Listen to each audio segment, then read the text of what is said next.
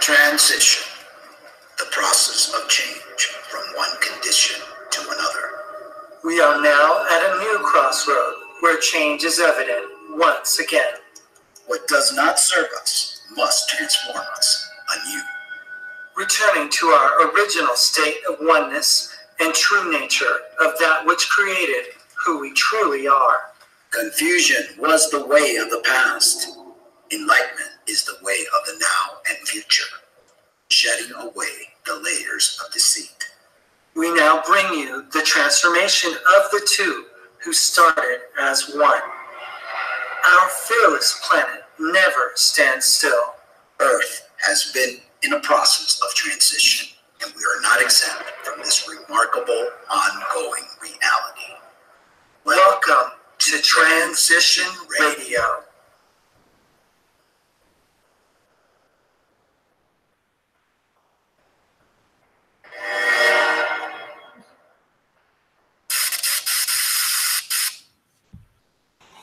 Well, hello, and welcome to Real Talk with the Cummings. My name is Mark Angelo. And I'm Lena Ariel, and thank you for joining us tonight. Thank you. Thank you so much for making this a reality, for being part of the solution.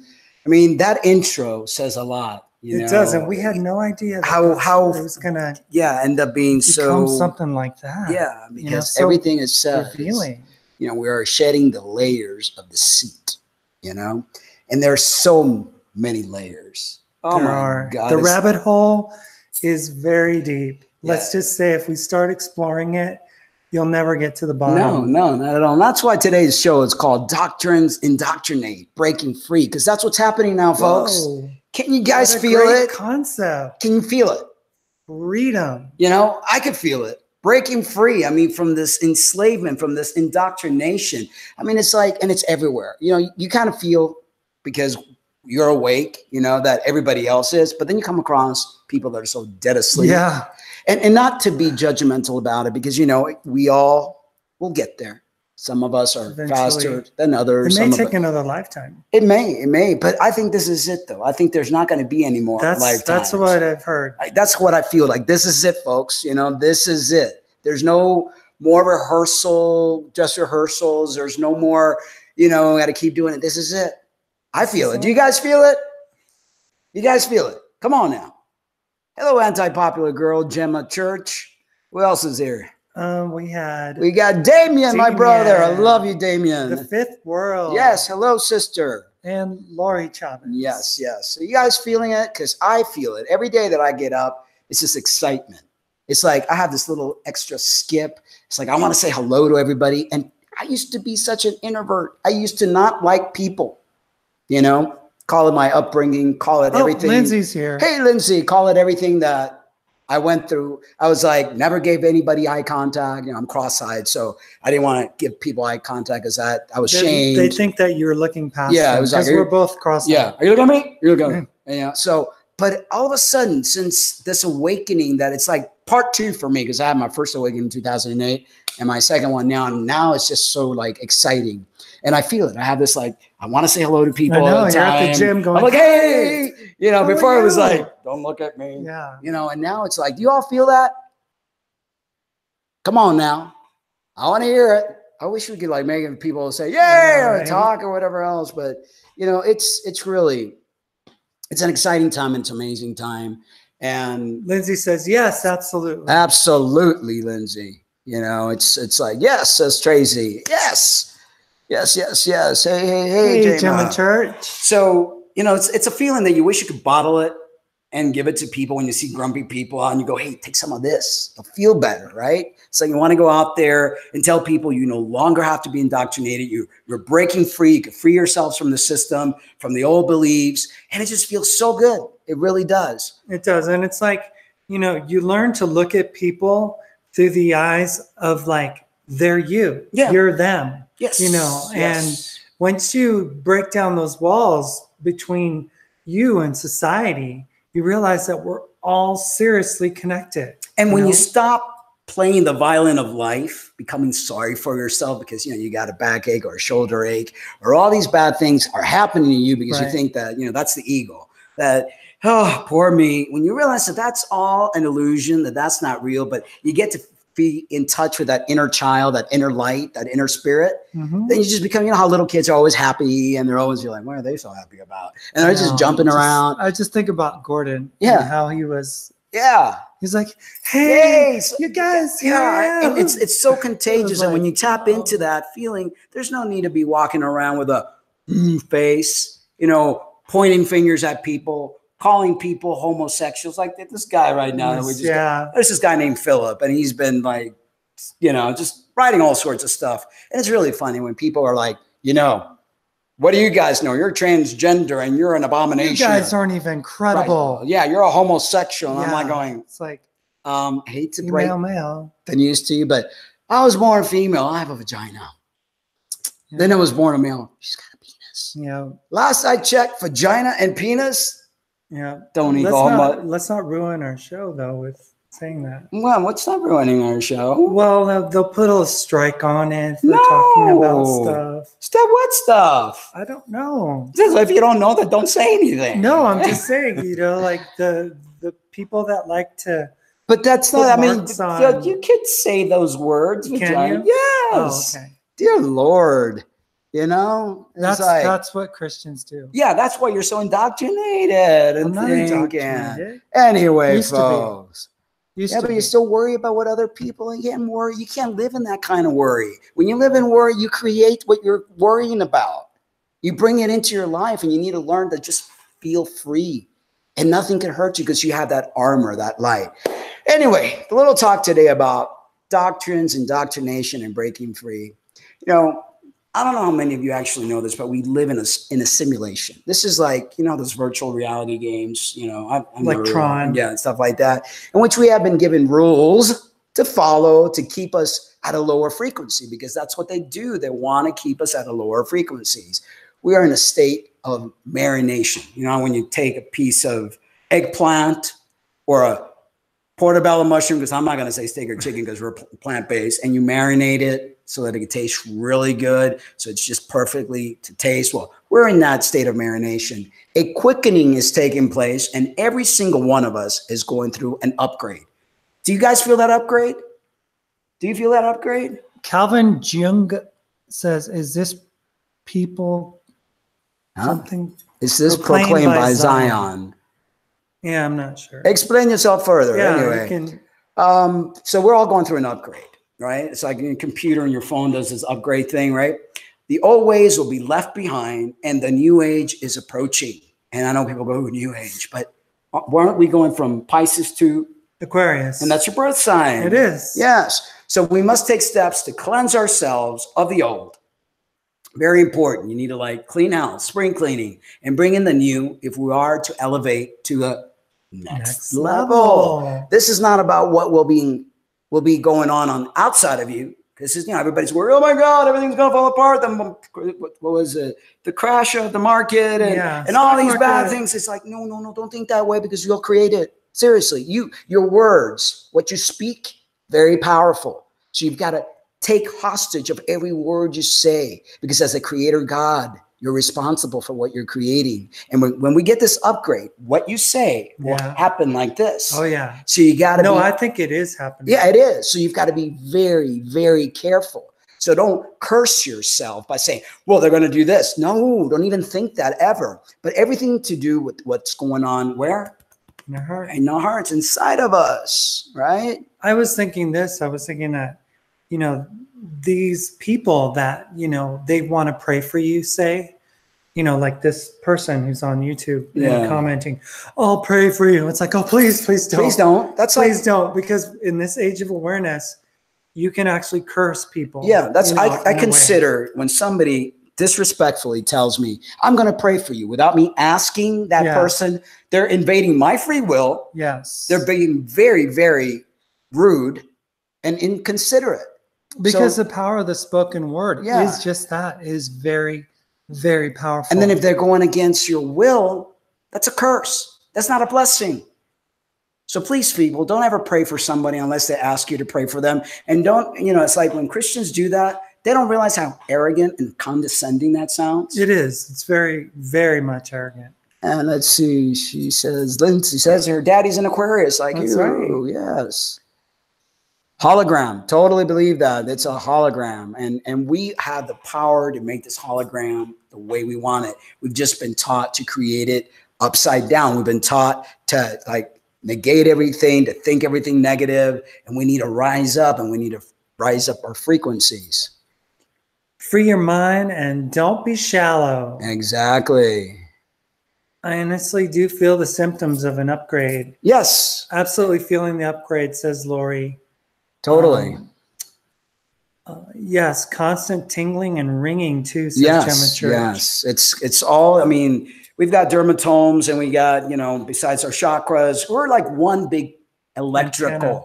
Yes. And so everything that's going to take place right now, and that's why you have to take care of your body so much so, because your body's like this antenna. So how does an antenna work if it's all crooked, if it's all rusty? It don't work very well. Do you remember when, like back in the day, when you used to be like your parents' antenna for the TV?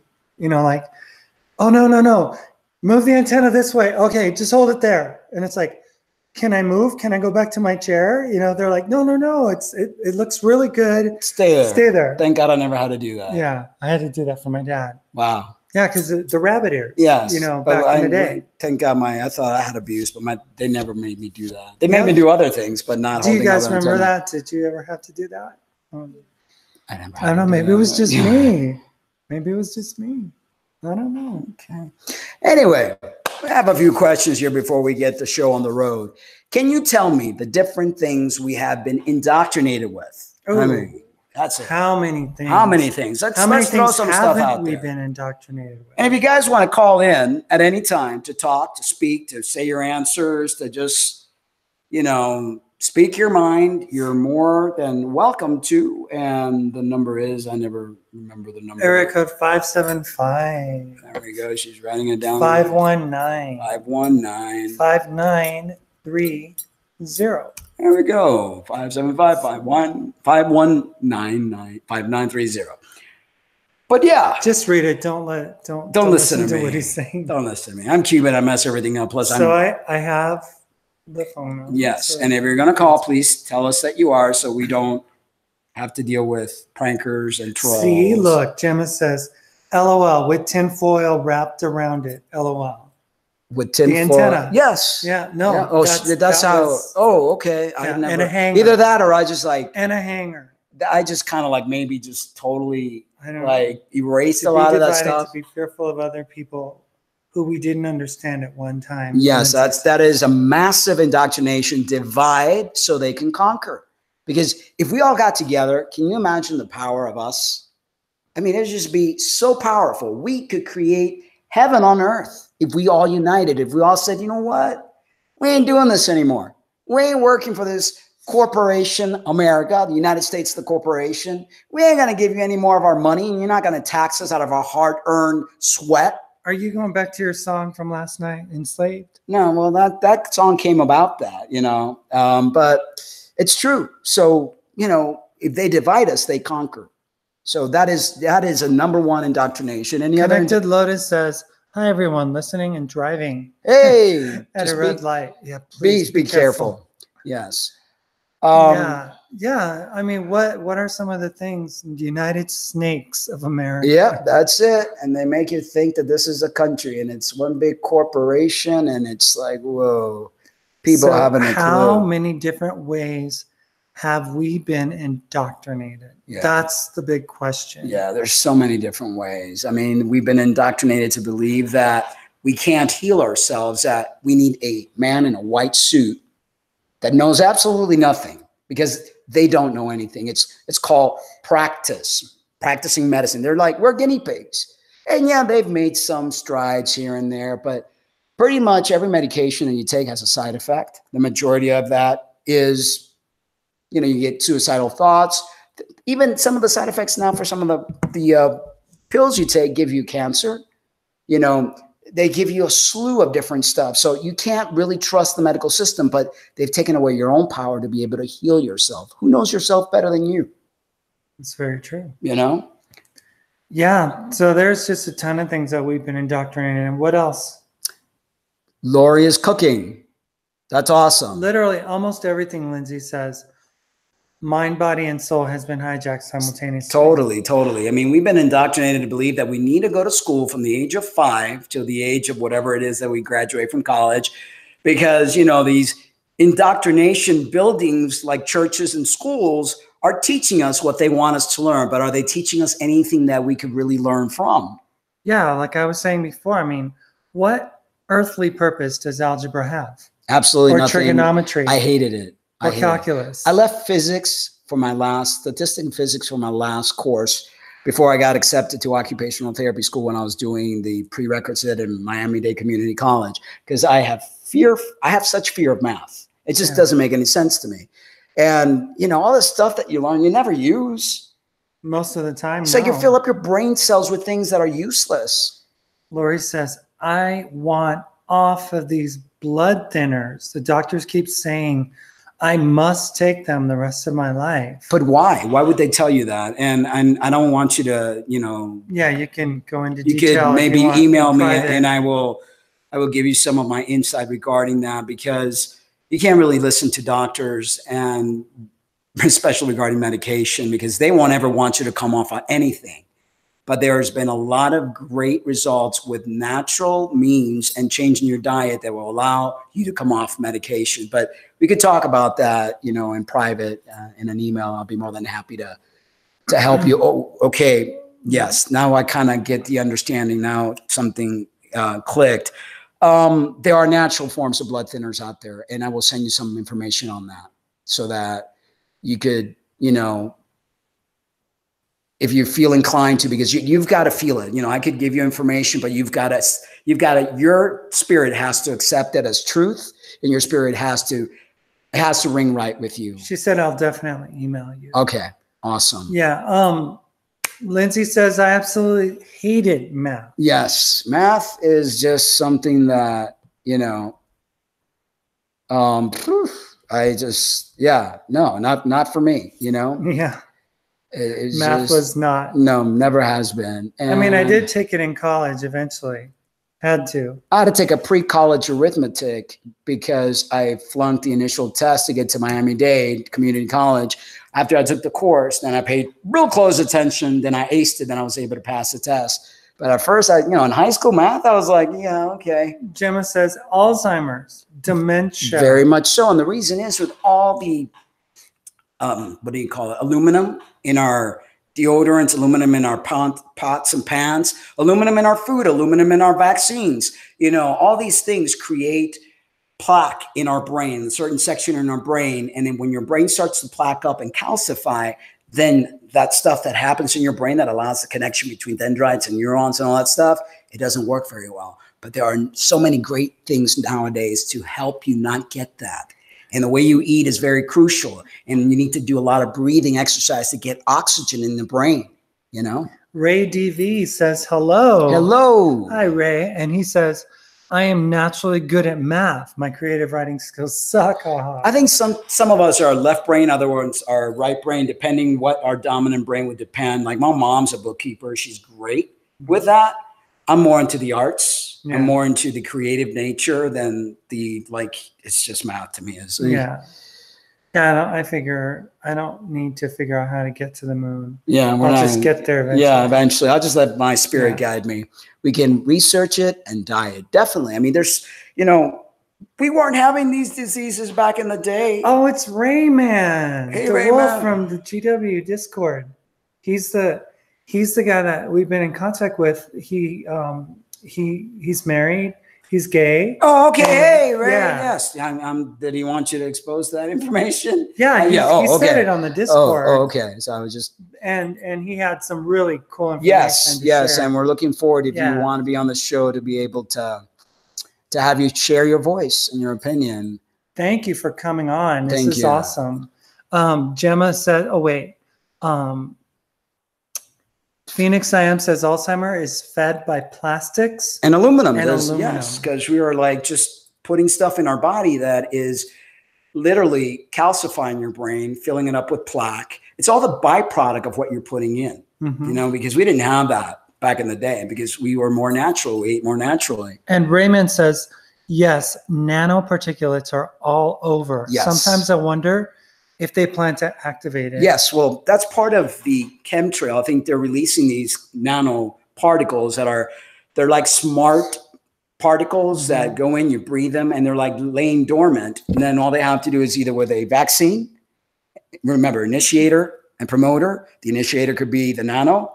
The promoter is the vaccine. All I remember is when in the Star Wars saga, you know, that was it Attack of the Clones, or was it the other one where all they did was gave an order and then it was boom, done. Done, yeah. Right? It's pretty scary, all the stuff that we are actually... Gemma said, they told me I can only go another year or so without a PIC or artificial heart valve. Get that stuff out of here. I'm telling you, just change your diet, Gemma. You'd be surprised. You know, I became a raw vegan when I heard President at the time, Clinton, or ex-President Clinton, he had to have some heart bypass and stuff like that, and he changed it. I mean, just with diet, you know, you could really change everything around. And then the intention as a creator God. OBG is here. Hey, OBG, thank you for joining us. You're a creator God. So what your intent are for yourself, you will create. So the foods that you're eating, you know, you activate them with your healing abilities. And as you're eating them, it's amazing what you could do. You know, it's like, I'm a true believer in that we are capable of so much more. And we have, you know, been dumbed down and indoctrinated. So what comes to mind when you hear the word doctrine? Oh, by the book. Anybody out there? What comes to mind? So Ray says, I love you both. Love you, Ray. And he says, of course, my life is an open book, just like ours, right? Okay. Just like ours. And Phoenix I Am says, and we told them sugar was poison. And Phoenix is a Native American. Yes, poison. Lots of wisdom. People don't understand that when you process something, the white powder stuff is like acid to your system. It will tear down the circuits of your nervous system. It will mess up all your endocrine glands. Yeah. I mean, it feeds cancer, you know, and it's really bad for you. Now, there's a difference between processed sugar and naturally occurring sugar. Like, we are plant-based, so we eat a lot of fruit, we eat a lot of vegetables, we eat grains because we don't eat any. A lot of variety too. Yeah. Lots of color, lots of different. So, you know, when you teach your body to handle that and you're not putting in junk, you're keeping it low fat, or the fat that you're eating is not oil based, it's either nuts, seeds, avocado, you know, your body really will thrive. I mean, your brain becomes very sharp, you start feeling younger, you start feeling better, you know, and it's something that's so important, in my opinion. Ray says, looking forward to calling you in the future. Definitely. Yes. Definitely. And Gemma says, metformin for diabetes also contributes. I went off of it. It's a medication.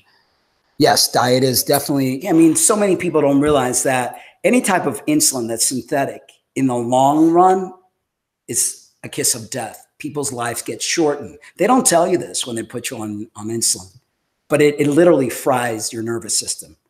Literally. This is great. So Phoenix, we would love to have you share some of that wonderful native knowledge. Is just amazing. Well, what I've done is I've taken the emails that Phoenix has put together, and I'm going to possibly even make a show out of it, unless she wants to literally call in or do the show with us on Google Hangout. If not, then I could share it as she's sharing with me. You know, I'm a big believer that everyone is entitled to share their belief and what makes them get up in the morning. And even though we may not all agree with it, but I think it's beautiful, because as co-creators that we are, you know, it's like saying we're a bunch of us cooking something, a potluck. We all bring something to that potluck that we could enjoy and share. And I think that's. But I specifically think that there's a lot to be gleaned from native knowledge. Definitely. You know that. Definitely. We here in America just don't get the opportunity. You know, it's like there was so much there and they just didn't really appreciate it, you know, the people that ended up taking over this land, you know. Yeah. But, you know, I'm a big believer that everything happens for a reason. As I awaken, as my DNA strands get connected, I'm starting to realize that everything that happens happens just so it needs to happen. And it's beautiful. It's like, okay, well, this happened. Well, because of this other thing blossomed. Yeah. And because that blossomed, this other thing blossomed even more. And it's just like a beautiful collage of things that we are creating as creator gods. So Gemma says, lost 900 pounds. Wow. And more to go. Hey, 100 pounds, congratulations. I'm sure you feel better. It means carrying around that extra weight around. It's just, and plus people don't realize that fat cells are the storage house for toxin. So when you start to eliminate the fat inside the cell and your body starts to detoxify, you start feeling so much better. And Lori says, I absolutely agree. Intentions are huge. Intentions changed my entire life. I use intention towards any and everything. Yes, that is. I mean, and Lindsay says, I would love to love some tips sometime on eating healthier. Okay. And there's definitely a treasure trove of information in this human being right next to me. Right now, I'm just going to give you like a little quick, easy stuff. Start adding more water. If you don't drink any water, start drinking half a gallon of water a day. Distill preferably in the beginning so your body just takes it, because distill is like a magnet, so you can detoxify. Eliminate anything with food coloring, anything that is not really food, that pretends to be food. You know, start shopping more in the produce section and things that are natural grains. And if you're not vegan and don't want to go vegan, at least start buying things that are hormone-free and antibiotic-free. But the ideal is to eliminate as much animal products as possible. You will feel a world of difference, because when you feed your body food that's alive, you're going to feel alive. When you feed your body food that is dead, you're going to feel dead and sick. That's, you know, people don't realize we're not a garbage disposal. Although some of us think, you know, this is a trap. You just put stuff in. Yeah. Everything that you put in your body, make sure you know what's going in there. What does it have? What does it constitute? What kind of chemicals? And before you put it in there, bless it. Put good intentions in it, and you'll feel a world of difference. And the water is essential. Good evening, brother, Lori says, and then to Hopi, and then Phoenix says they give it to us and it helps their doctors out. Money. Of course, that's what it's all about. The evil, what is that? Medical meniscus, what is that called? The caduceus. Yeah, it's not very nice. And they are saying that they're going to be running out of insulin soon, doctors. And you know why they're going to do that? This is what they're going to do. They're going to run out of a specific type of insulin so they can introduce a new kind, which is going to be more synthetic, which is going to cause more problems, which is going to activate whatever the nanotechnology is that they're putting in the air for us to breathe. So they're going to get it into people through their hormonal replacement, through their insulin, through their vaccines. They're going to create that initiator, or actually the promoter in that with whatever pills you're taking. And you're going to find out that they already did it with hormones. They ran out for a little bit. You know, it's like, whoa, the hormones. And then all of a sudden, they have a supply again. Yeah. So we got to be very mindful, because we are being poisoned day in and day out. So when you hear the word breaking free, how does it make you feel? Well, liberating. Yeah, very liberating. Yeah. Breaking free. I mean, it's like, you know, and some people probably feel a little scared at first, because you're like, it's like opening the door to a cage, and you know the animal has been caged. Usually, it's like, okay, yeah, I get to go outside and see something. No one's gonna eat me. Is it safe? Can I go outside? And at first, it's a little bit of that fear, trepidation, you know, because the indoctrination is so deep. Then when you're breaking free from the indoctrination, you kind of question your mind. Is this for real? Am I really free? I don't have to think like the old way anymore. So we kind of do that, you know, to ourselves. Catherine Willie says, I love you all. These tablets got my ears ringing bad. Totally been on too long. Thank you, Cummings family. Thank you. And I sending you intentions of healing, of feeling well, of not allowing any kind of boundaries or limitations in your life. Allow yourself to feel well and feel free. And you can do this. I know you can. Amanda Reno says she's a native from the Cherokee tribe. Wow, awesome. Honored to have you. Honored to have you. Please share that wonderful wisdom. Yes. Phoenix says, you will open a big can if you know what I mean. Some know what they do to you.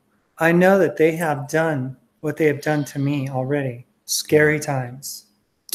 Yeah, they can be scary times, but you know, I'm learning that I'm going to execute my creator God ability, and I'm not going to allow anything or anyone to harm us, you know, to instill fear that, you know, We push that away. Yeah, exactly. If you don't give permission for anything to invade you, that includes disease, that includes the men in black, the Agent Smiths, whoever it is like the power is stronger. The light is stronger than the darkness. We are powerful. We are beings people. Of light. Yes. People, I mean, you guys don't know what you have locked up inside of here. Yeah. It's like so explosive, so monumentally powerful that once you like really understand it, you know, get a grip of what it means to be divine. Exactly. You know, exactly. And it's hard at first because, like I said, when you break free, you're like, is it safe? You mean I could really do this? And you question yourself because of the old indoctrination. But once you get rid of the indoctrination and you just like, I'm free, you know, and really feel it and own it. My gosh, best feeling ever. Best feeling ever. So Lori says, Damien says, hi, family. Big hugs to you, brother. Big hugs to you. And Lori says, I drink distilled water and not much food. Well, distilled water is good. The not much food, you need nutrients. Okay, so it doesn't mean you need to eat a heck of a lot, but as long as you're getting food inside of you that's going to feed your thyroid. I don't know how old you are, Lori, but as we turn a certain age and our hormones start to change, we have to be very careful with our thyroid, with our adrenals, because we get adrenal pause, thyroid pause, not just menopause, all these other things start to happen. So it's important that you put the right minerals in your body. And if you're not going to eat a lot, make yourself a shake, put oatmeal, put peanut butter, put some greens in there, put a banana in there, put in beans so you get good protein, and just make one whopping, you know, shake that has 1,000 and so calories in there that gives you all the nutrition that you need. And it's important. Kelp is an important thing. 1 drop a day. It has iodine in there. It helps your thyroid because as we get older, all these systems start to fail us. So Gemma says, yes, and so much work to do with health. Healing takes time. It does. It does. But you have the ability to do so. As long as you're on the right path and you make that your intention, health is yours for the taking. I promise you that. And Phoenix mentioned this yesterday, but said they drugged me, beat me, took bone marrow, made me say my SSI, followed by sir. I don't think they want you to know what I know. And I call them, she goes, I'm shaking just telling you. I call them men in black. Yeah. They have followed me my whole life. And like I said, it's like the Agent Smith, you know, they are what I call the shadow government, you know, and they're lurking, they're watching. And part of, I think, you know, there's little, how do you call it, little branches like the CIA, the FBI, Men in Black, the shadow government. I mean, these are individuals that are working for the reptilians. And for those of you that are not aware of what the reptilians are, we are not alone on this planet. There are other forms and species that live in the center of the earth and live in dimensions that they come and they go as shifting. And they don't want to lose their place here, and they don't want us to evolve. But they are lower dimensional. Oh, they are. They live in the first and second dimension. And they're actually fearful of us. That's why they're doing what they're doing to individuals with abilities and with knowledge, and because they're trying to break you down, you know, but you can't allow them to break you down. You got to be strong. You got to find it in you and shine that divinity light that we have inside and create a shield so they can't harm you.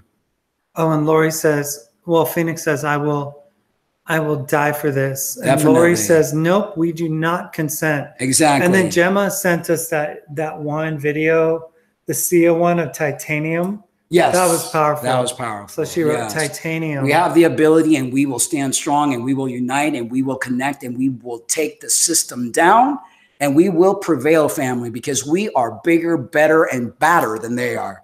And Lori says, yes, I hear you. I'll be 48 on New Year's Eve.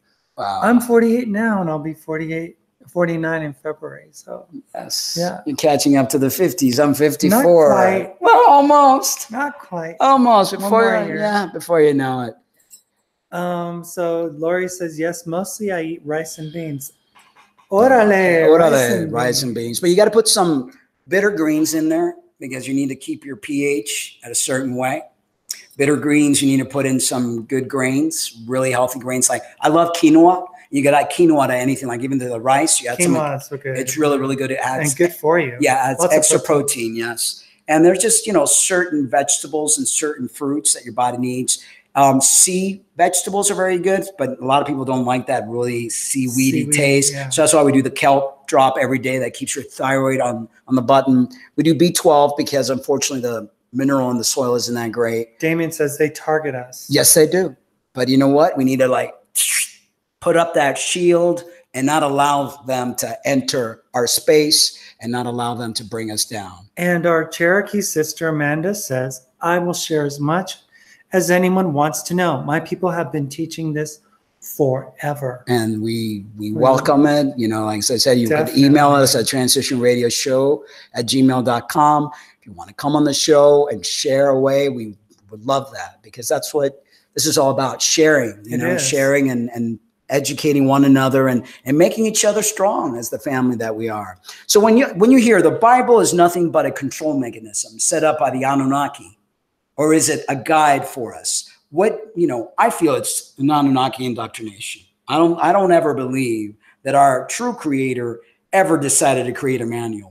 And if there was ever a manual, it's in here because books could be burned, destroyed, but your inners, even it's so safe in there that most human beings don't even know to look in there themselves. No. So I truly believe that the Bible and a lot of these books were more of a control from this reptilian race to keep us in line, to keep us dumbed down, and to keep us at lower levels. The guy that we were talking to that was coming against us and stuff in a video on YouTube, he was like, oh, the King James Version, you don't understand.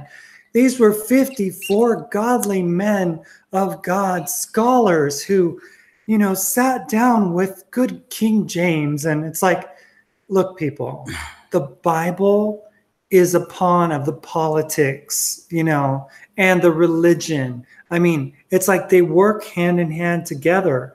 And this authorized version, which became the most popular English translation of the Bible, has infiltrated everything and has changed our world. It even changed the English language. It did. That's what Derek was talking about. Scholars, I'm thinking back in the day, syphilis was very high because they didn't have any penicillin. They, the word high priest, they were taking all sorts of mushrooms and not to say that is bad because that does give you visions. But, I wouldn't really call these individual scholars and they were led by politics, by their own intentions, and they wanted to control us. So I say you want to hear the word of the prime creator. She speaks directly to our hearts. Back then we didn't read much. So why would God, I'm only going to speak to the ones to the elite, the ones that know how to read and write, and the rest of these dummies, I'm not going to speak to them. Think about it. Makes no sense. Makes zero so sense. Phoenix I Am says, I don't want to upset anyone, but the master made many things. Bad stuff Of course, yeah. Bad stuff will not harm you. No, and unless you allow it to. And if you don't give it permission to, they can't harm you. And, we try to put labels, bad or good, but things just are. And everything has a role and a purpose. We as humans tend to want to label everything. Well, this is good and this is bad. Oh, that tastes so yummy. Oh, this tastes so bad. It's perception. It's a very subjective perception on how we look at things. Rayman asked, am I weird because I eat whatever? This flesh means nothing to me. Not that you're weird. I mean, it's, I truly believe that this is like a radio, right? Or an antenna on a radio. And you need to have it working optimally so that you could receive the messages. You could engage in things that you need to do. If your body is off, you're not going to get the proper alignment and the proper frequencies that you need to align your chakras, to feel healthy. And because when you're in pain and not feeling good, you're not in your optimal. So not that I put a lot of emphasis on the body, because I'm the least materialistic and least vain person you'll ever know, but I like to feel healthy. I don't like not being healthy. I grew up very unhealthy because I was in a very unhealthy environment. I had asthma, allergies, because my mom and dad were fighting, alcoholics, and you name it. So I became very sick. Everything would make me sick. When I left my parents, my sicknesses went away.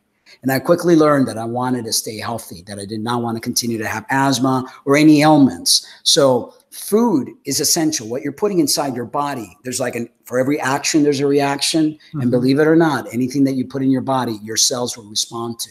So you're lucky. You may be young right now. And, when you're young, you get to put whatever. When you're 54-year-old fart like me, you got to be careful what you put in my opinion. So, and Phoenix says, no.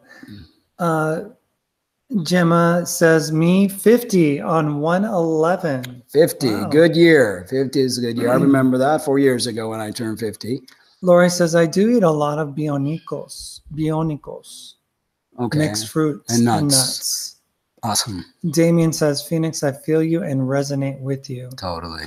Lindsay says, Christ said it would be written on our hearts. That's right. So why are we looking at books? It's here. It's here, Anyone with wolf in their name is my kind of person. Here you go. Nice. Craxy, I have a question. Okay. Can I ask the Cummings a question? Yes, Craxy, ask the question. Please do. Please do. Yes. Is it okay to be gay in Christianity? Okay. In Christianity? Well, we just had that question. Yeah. Is it okay to be gay? I mean, whatever is okay with you, whatever resonates in your heart. If you are a woman and fall in love with another woman, who is anyone to tell you that your heart can't feel love for that person? If you're a man and you fall in love with another man, who is anyone to tell you that your heart can't feel love for that other man? I mean, it's like religion, and not just Christianity, religion in general has taken it upon themselves to be the moral police. And frankly, you and you alone can tell if something rings right to you, then that's right for you. If you feel shame in what you're doing, then you've got to question, because it's like you have your own little barometer for what, whenever you're going to do something in life and you feel like guilt, shame, you're like, okay, this isn't right. Then that's your answer right there. But if you're doing something and you don't feel shame, you don't feel guilt, then who is anyone to tell you that's wrong? Well, another thing is that, Derek talks about it too, sometimes when he says that, when we have sex with other people, mm-hmm. We're actually giving away our energy, mm-hmm. our life force to another individual. And you actually may be picking up a life force that you may not want in you. Right. Notice I said when you love, I didn't want to what I don't agree. And again, I'm trying not to be judgmental, but I think that if people give themselves away to anybody and everybody, like I've known some of my really good friends back in the age that were gay men, and they're like, today they had Tommy, tomorrow they had Jimmy, the next day they had, and sometimes they had Jimmy and Tommy on the same day, no judgment, but it's like you give yourself away. You're giving, whenever you make love to someone, your energies are exchanged. Whenever you have an orgasm, there's something happening very magical that's lighting up your system. And you're giving away part of you to another person. So you don't want to give yourself to just anybody. It's not trying to be all religious or all whatever. It's just something that if we don't follow that, then, we're really breaking ourselves down mm-hmm. to the nuclear level, to the spiritual level, That's why we get diseases and all that stuff. So Amanda said, just eat what the Creator gave us to eat. Yes. And if it's man-made, don't eat it. That's right. That's why I go to the produce department, organic, local, preferably, things that are alive. Like we love sprouts. Oh, yeah. Sprouts are like so full of life, and you can make them yourself, and they're not hard at all to make. And it's so good for you, so yummy, so much amino acids. Microgreens. Yes, microgreens. Phoenix, I am. Natives know about the Grand Canyon. Wow. They hide a lot. Yes. We've been to the Grand Canyon. Yes, I believe that something happened there, some sort of like Star Wars between the Lords and the, you know, they're little, you know how in Star Wars they have I think that there's more to it. Yeah, than something just that. happened I think there. there's not just in the sense of what happened there, but in the sense of what it means now that it's there. Like there may be, well, there's energy. You know, there may be a civilization underneath there. There may be remnants of a past, you know, that's there. But I believe that something did happen. There was like a massive war, and they were, you know, like Star Wars and stuff like that. But I mean, on the physical sense, but I mean on the spiritual sense, yeah. Because we were there. There's some kind of vortex of energy there. Yeah, for sure. Yeah. Ray says, haha, I used to be into the furry fandom. The wolf has always been my spirit animal. Beautiful. Yeah, wolves are it's an amazing spirit animal. Gemma says, that's a great way to say that. She said, if it's from the creator, eat it. If it's man-made, don't. Exactly. There's a meaning behind the wolf. It says it lays with the lamb. Yeah, interesting. Ray says, very true. I fast to get aligned, but you're absolutely right. I'm about feeling healthy. I'm blessed to not get sick often. That's good. That's good. That's awesome. Also, you know, if you're in tune with yourself, if you don't allow stress to get to you, you know, because some people can have the greatest diet in the world and they get exercise, but they still get stressed out. They have a type A personality, you know, that could also bring you down frequency wise, and your cell communicates with your heart and your mind. So what if you're a negative thinker, you know, and things of that nature, then it affects your cells, and your cells affect everything in your body. So Lindsay says, please, Crexy, don't be judgmental in here. There's no need for it. And just to let you know, again, if you haven't known, I was born male. Mark was born female. So we're not gay. So we're heterosexual. Yeah, so we're just trans. But even if we weren't, I mean, like Ray and his spouse, there's nothing wrong with it. Yeah, my sister's gay, and I've got many friends that are gay. I've been in the LGBT community since I was 16 years old. So Ray says, Craigsy, father loves me, and I'm gay. No worries. Exactly. Laura Woodbridge. But you know, don't you just love that when they're like, they go like that to us? Well, did you know? Like, oh my God, I didn't know that. Oh dear God. Well, let me shave my beard and start wearing a dress. I mean, really? I know. It's like you have 30 days to comply, or else you're gonna go in the lake of fire. Yeah. So, oh wait. So, oh wow. Okay. Derek's here. Hey, Derek. So what? Love is love. That's right, brother. Love is love. Good timing. Sorry to interrupt. Had to leave my family as well necessary. So those who are not aware or awake won't be able to return home to Creator because they aren't aware of what we should be doing to clean and clear ourselves? Not necessarily. I believe that what's going to take place within the next few years is going to be a quickening, a massive awakening. Our DNA is changing. We're getting an upgrade. So it's not like you have to go and do the lotus pose in yoga or drink a special kind of tea from the Himalayas. You know, it's something that's going to happen to all of us. Some of us will go kicking and screaming, but you know, it's something that's happening as a collective consciousness. Now, Ray says it's okay to be a defect too. This flesh is defective. Our spirit is perfect. Exactly. And GW says, how can we live in a broken world where all is broken and judge what is right and wrong in this construct? The accuser is cast out. Exactly, yes, brother. Exactly. Laura says, human beings are all transsexuals anyway. They just don't know it yet. There you go.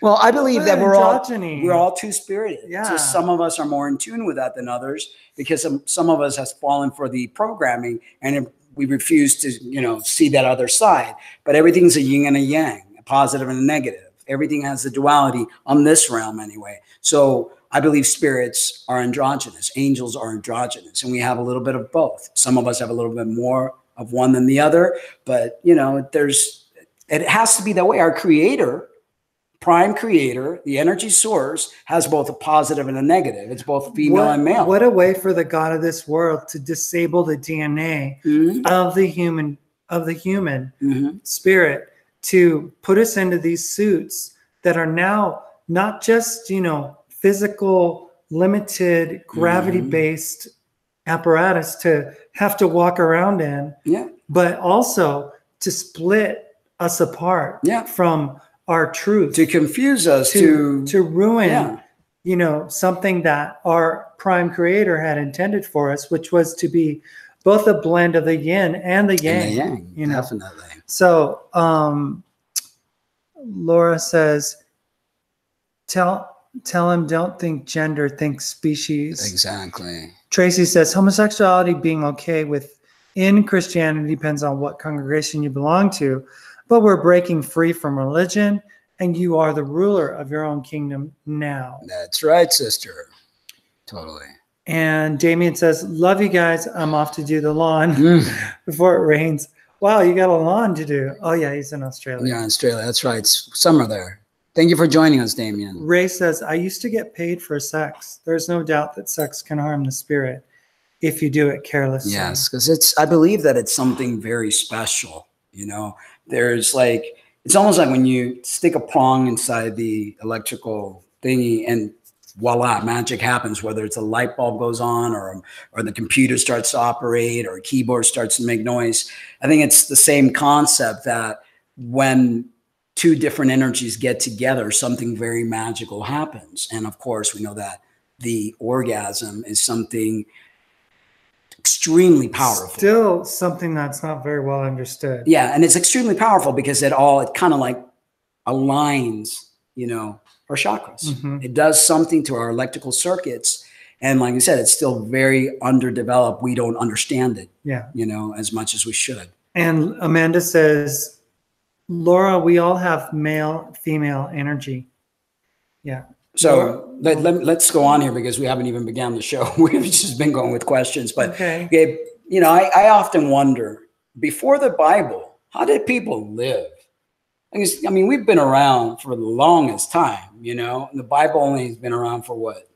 Well, I mean, when Constantine put it together. So that's how many? 300 ADs or something. And so what, 2,000 and some years?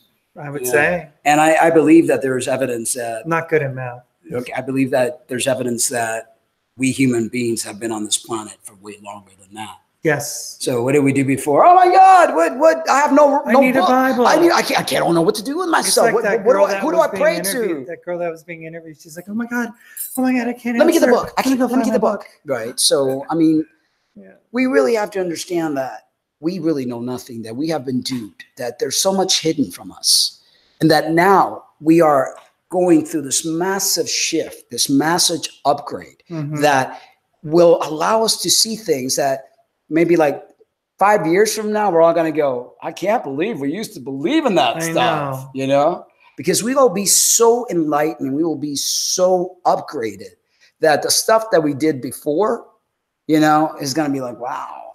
So, and maybe that's what our, these fallen or these lower, not lower entity, but these Anunnaki. Yeah, the reptilians. They're ahead on the race of life, of eternal life. Exactly, and they just know more than we do. Yeah, and they like it that way. And they came back. It's like a big brother and big brother and little brother, and it's like, you little peon. Yeah, you don't know anything. I'm going to keep you that way too. Yeah. Anyway, I found this article and I thought it was pretty interesting. How modern Christianity has been altered. Very different. You're looking at the YAHSHUA or Paul, Joshua or Paul, right? Essene Christianity versus Paulianity, which I didn't even realize that they actually call Paulianity. Yeah. So it's a pretty interesting article that I think you all will enjoy. We'll read a little bit and then we'll go back to the comments.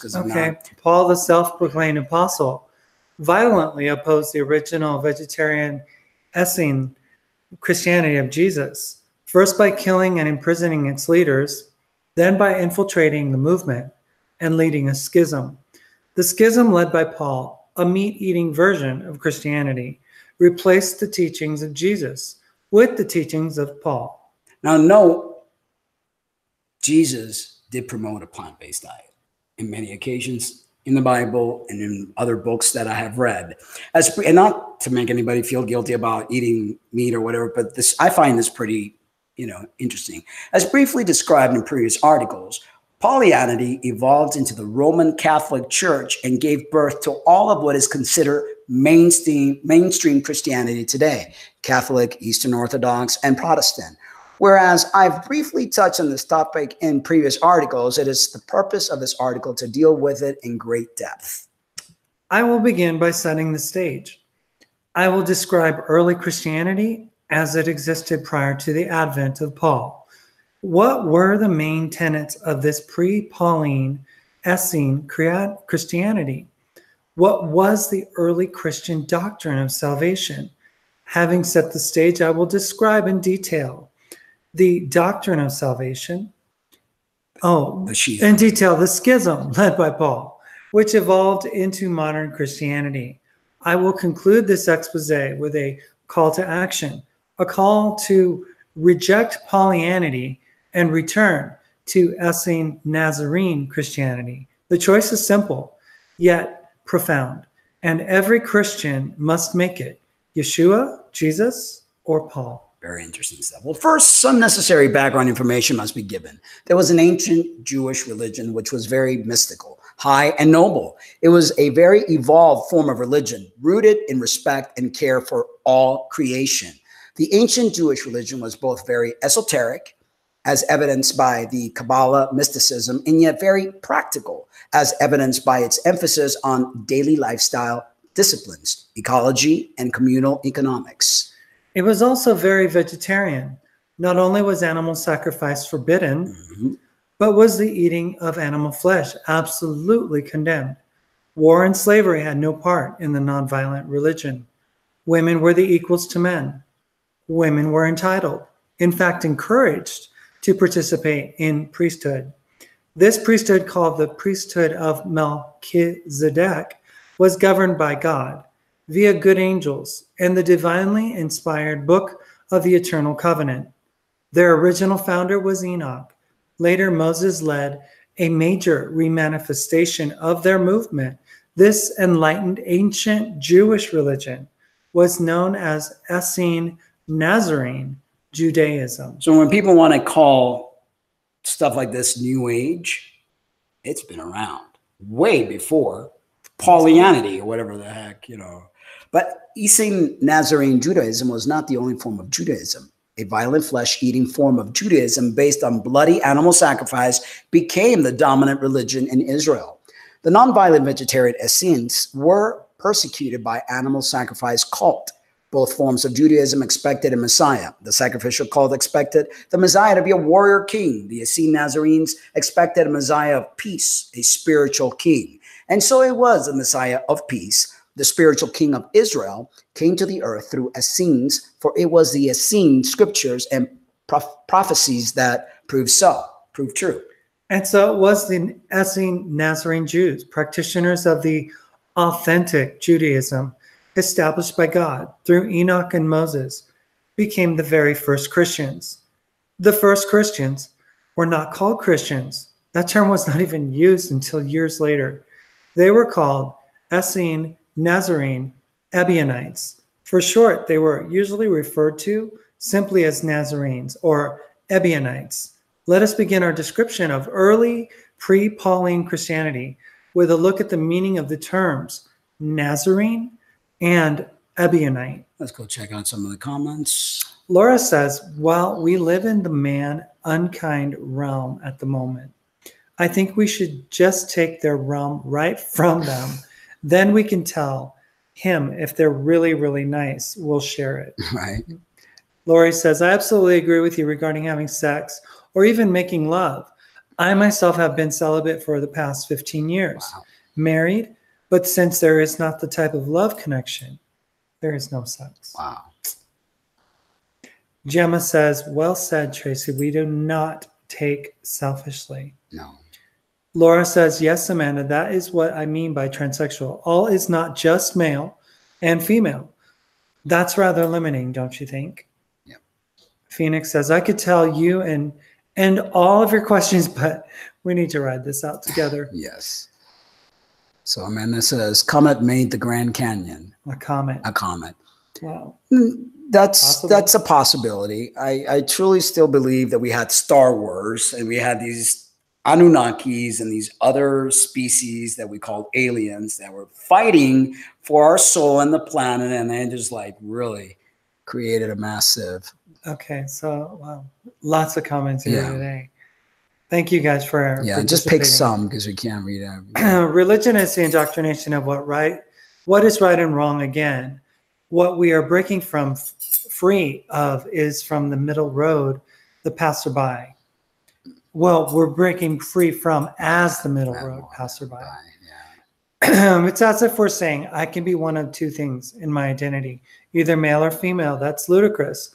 I'd rather be pink elephant, cat bird, if I had a choice for a little while anyway.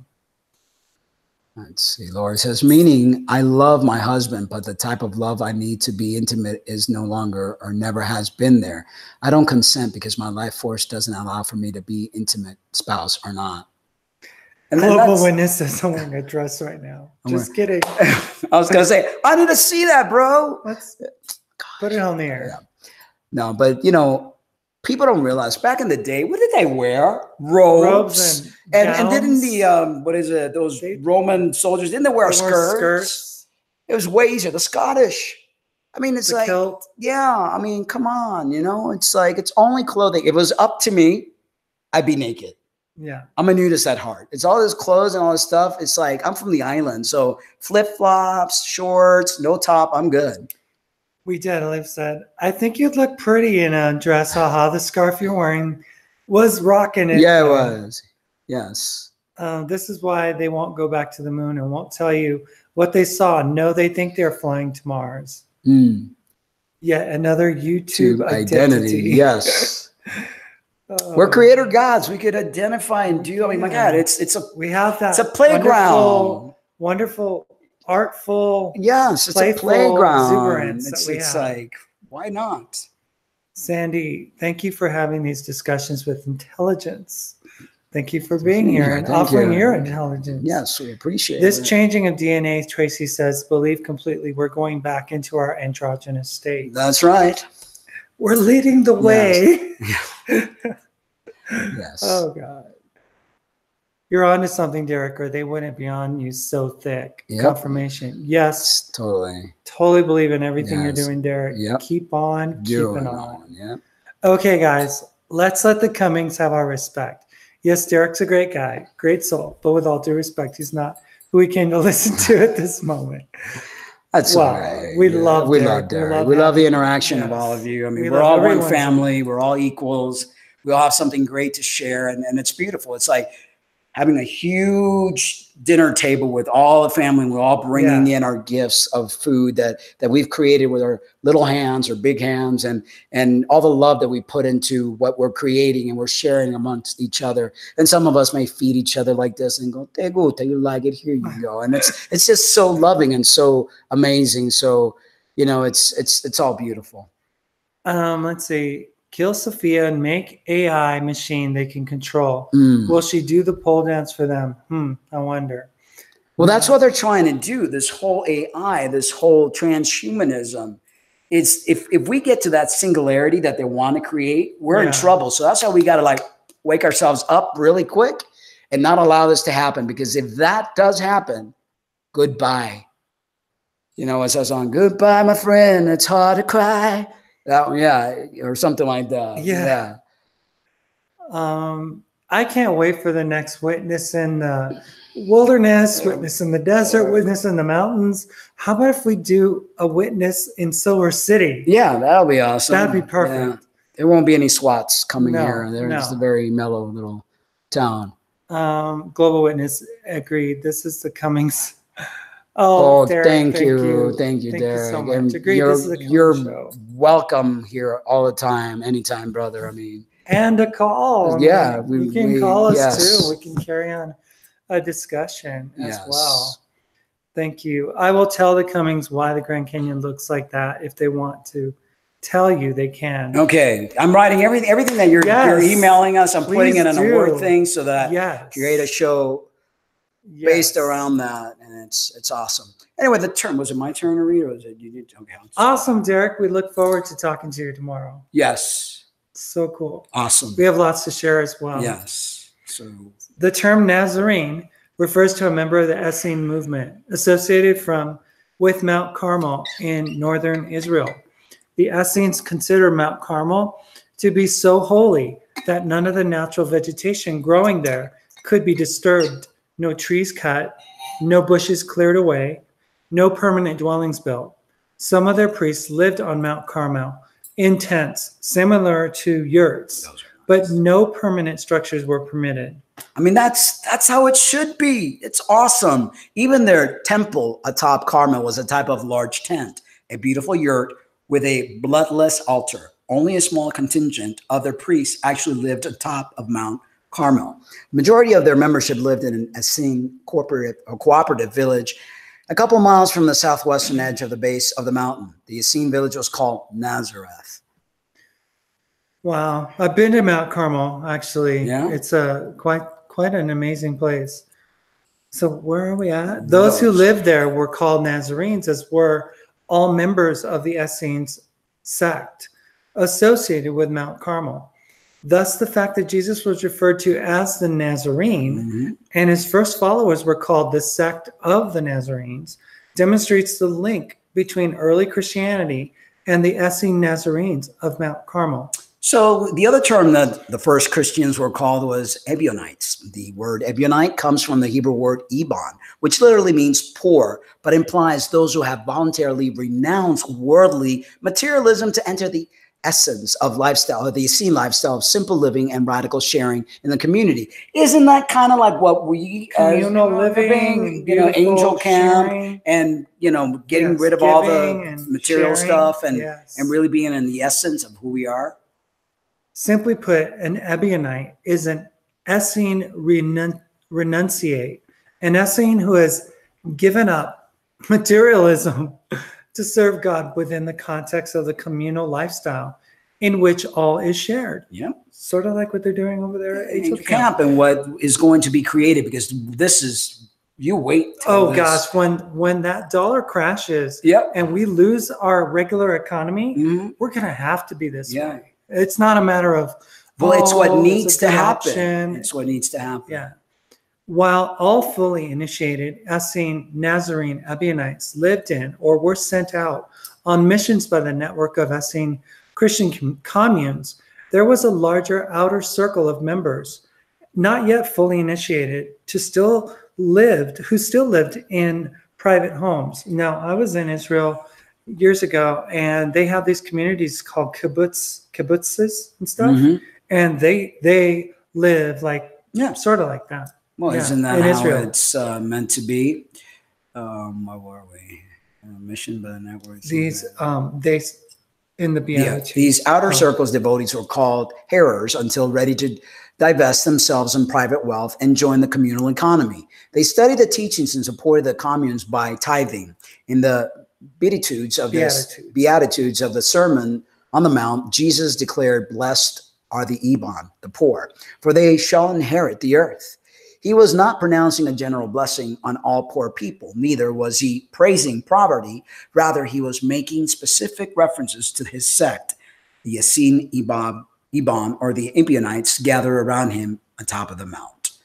So we got certain points here. Number one, Paul taught that it was okay for the elect to eat meat sacrificed to idols. Does that sound something that resonates all good in your heart? I mean, that to me just, that sounds like serving the Yahweh, as Jeff would call him, the rat bastard. I think it's interesting, though, that Paul's conversion was so sudden and so swift, that even when he went back to Jerusalem and presented himself in front of James and Peter in the church in Jerusalem, they were like, no, this is fake. There's no way, And he argued with people. He always argued with people.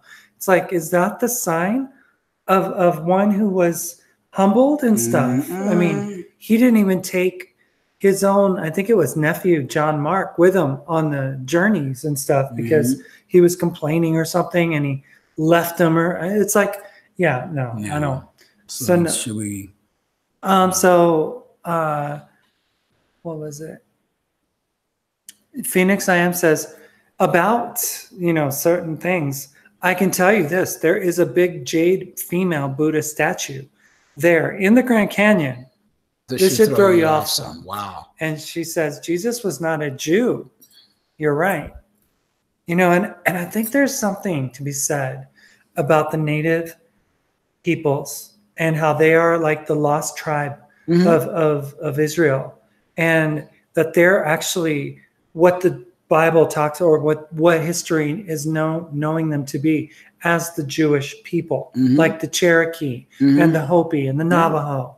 And these are the people, and that's probably why Derek wanted to visit the Monument Valley, because there are Hebrew writings and inscriptions. There's a lot in those areas. There's a lot in the tribal people that we are not being privy to. We're not really understanding there. But you know what? The age is changing, and there's going to be a massive revealing taking place. You've heard of the term rude awakening? Yeah. People are going to go, it's jaw dropping. People are just like, the things that are going to happen. I mean, if they do like drop some kind of electromagnetic pulse bomb over the grid of the United States, and we all of a sudden go from doing this to like gathering in communities and trying to fend for ourselves. That's why it's important to start these communities now before hits the fan.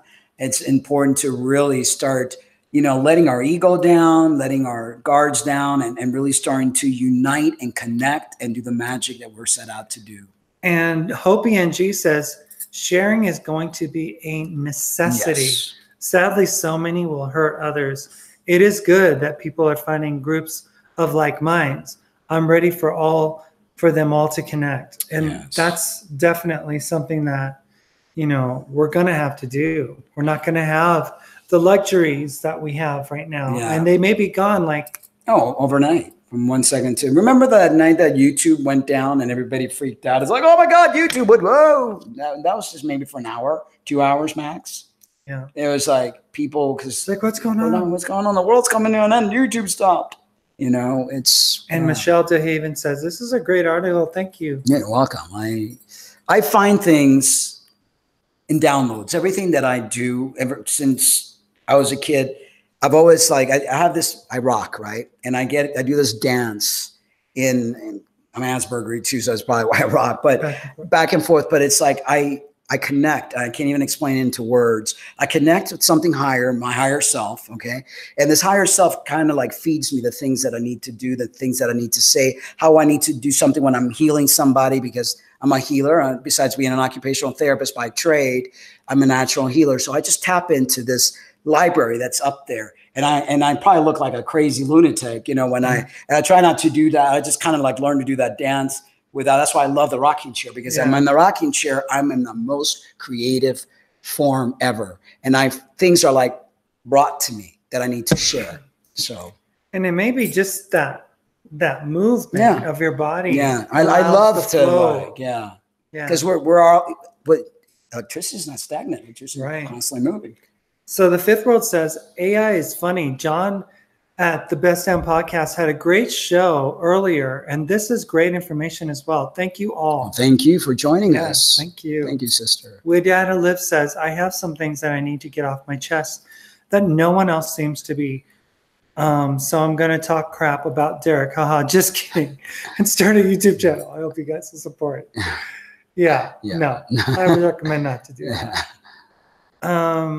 You just made me feel stupid. Thanks. LOL. Seriously, thanks. Cain was shot in the back and put out of harm's way. He has done nothing wrong here. It's a lie. Wow.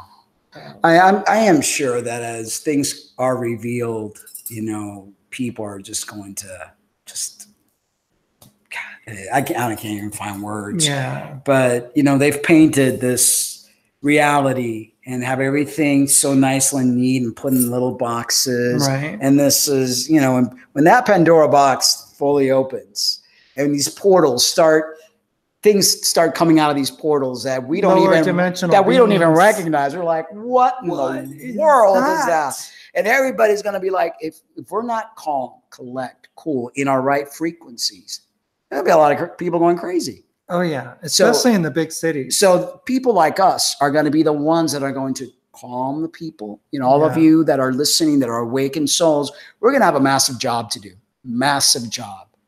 And that's why right now we're going through like training. We're going through like getting our DNA connected. We're getting rid of all the junk that we don't need. It's like preparing to go, you know, like for some sort of event or some sort of sport, whatever you call it. You know, we're in training, and we need to take this very seriously. We do. Very seriously. And all the things, you know, Derek says, download everything, you know, so that in the future you can recall it and stuff. And that's if we have electronic. Yeah. Well, I don't think there's going to be electricity. So but Derek, just put it in here. Start putting it in. We need to start getting rocks, like in the old days. Chiseling it, because that's what lasts. Right? Yeah, that's what lasts. Exactly. So Fifth World says, and redemption, we are more free than we realize yet. Yeah.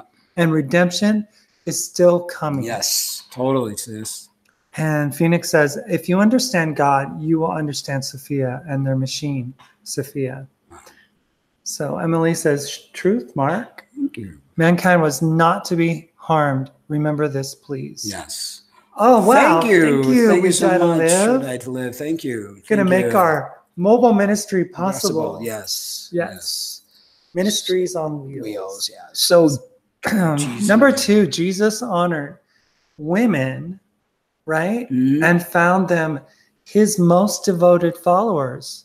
But Paul, on the other hand, proclaimed the inferiority of women and said that they must obey the will of men. So, and that's a huge... Yeah. So did you see the difference between Paulianity and what was the other one called? Christian and Essene, Nazarene. Yeah. Yes. You know, it's very different. Very different. And they all have a different outcome, and they all have a different motive. So the Essenes forbade slavery, right? But Paul ordered Christian slaves to obey their Christian masters. So I guess, you know, according to the Roman Empire, this would be a good thing for their nice little stooge to do for them and to advocate this as some kind of gospel truth where, you know, there is no reason that women should be silent and there's no reason for slavery. None. You know, but it's all based. I mean, what is the Bible? The Bible written by the Anunnakis or, you know, the rat bastards, you know, it's all about enslavement, you know, demeaning women, hurting people. I mean, it's like, so you could tell, you know, what is real, you know, and what is of the other side. And the thing is, you know, I remember we when we did transition one time, we went to a church in Fort Lauderdale, and the pastor was talking about how the Christians gathered together, and it was like the rich man and the Roman centurion and the slave, and they all gathered together in the home. And instead of like, you know, them like making a big deal out of the fact that someone didn't, you know, was like a slave still, they just wanted to, you know, like kind of like avoid that topic, you know, and just say, oh, what do we all have in common? It's this love for Christ. And it's like, well, you can't love Christ if you have slavery. If you're a Roman centurion and you have slaves in your home. What is this system promoting? I mean, like, what is the system promoting? When you first thing that you do, then you get out of your mom's womb, you know, you're automatically tagged with a Social Security. You're injected with all these poison. I mean, what is it? 70 vaccines before you get to be the age of 5. And in the first climbing. Yeah, and climbing. And the first day of life, you get God knows how many. Do we call that freedom? We're slaves. It's just that the only thing that's changed that we're not chained up, you know, we're not working in plantations, but we're working for corporations. You know, they tax us to death. That's why they give us that Social Security number. And why do they have to give a baby just barely born a number? Well, it's because they're not going to work. As soon as you're born, you're given a birth certificate, letting the corporation know that a new slave has arrived to the port. You know, there's like a massive thing on birth, certificate birth. It's like where the boat goes into the birth. Yeah. You know, it's like Jordan Maxwell. I learned a lot from him. So the Fifth World says, yes, Phoenix, only the most wicked. Everybody has an out. Even Satan has an out. We do live, and who else?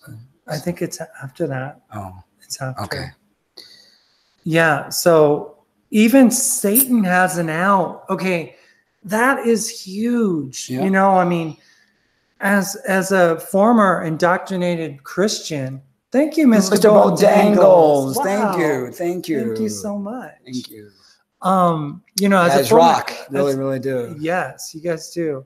As a former Christian, I really had problems with this. Even last week, thinking, "Oh, Satan can be redeemed." Of course, everyone's lovable. Like, you know, we all have a light inside. Even as dark as many people could be, we all have a light. We have both a dark and a light side, a yin and a yang. We live in a duality world. So what we got to learn how to do is accept that dark side, learn how to understand it, learn how to merge it with the light and make that beautiful dance. And to realize that we both, like Derek says, we have that snake wrapped around our body, and it's good and evil. It's it's what the natives talk about, the two wolves, you know, and the two coyotes. Yeah. And, you know, it's like our lower nature and our higher nature. Right. Yeah. And unfortunately, that's something that we have to wrestle with. Because as long if you keep like ignoring it, it's like that kid that screams and you don't pay attention and screams louder. So you attend to it, you feel it, you own it, then you let it go. Yes. So the although Paul never met Jesus, Jeffrey says that he may have, but he ignored the instructions of the apostles who had been personally trained by Jesus, replacing the teachings of Jesus and the apostles with his own very different teachings. Yeah.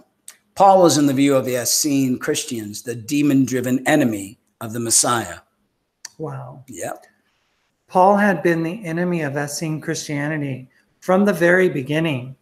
And because he failed in his former open hostility, he had craftily infiltrated the movement to destroy it from within, leading a schism which became numerically strong enough to subdue the original church. I mean, I think it was all planned. I think that he was, you know, he hated Christians so much that he figured, how can I infiltrate and destroy?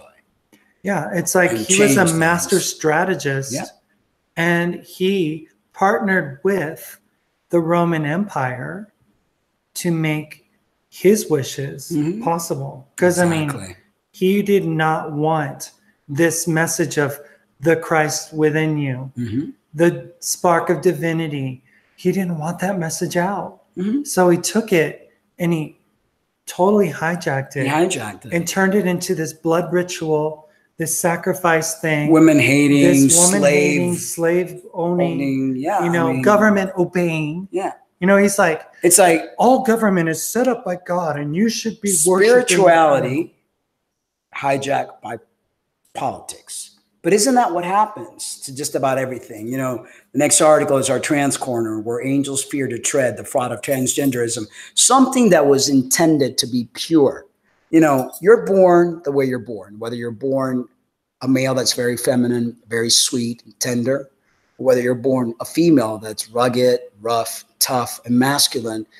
That's the essence of you. And that's something that is very beautiful because we are all different. And that's what makes chocolate and vanilla. That's what makes this world go round. Now, when you add politics to any movement, notice that the LGBTQ community has been hijacked by politics. Once politics dirties the essence of something that's meant to be pure, it gets ruined.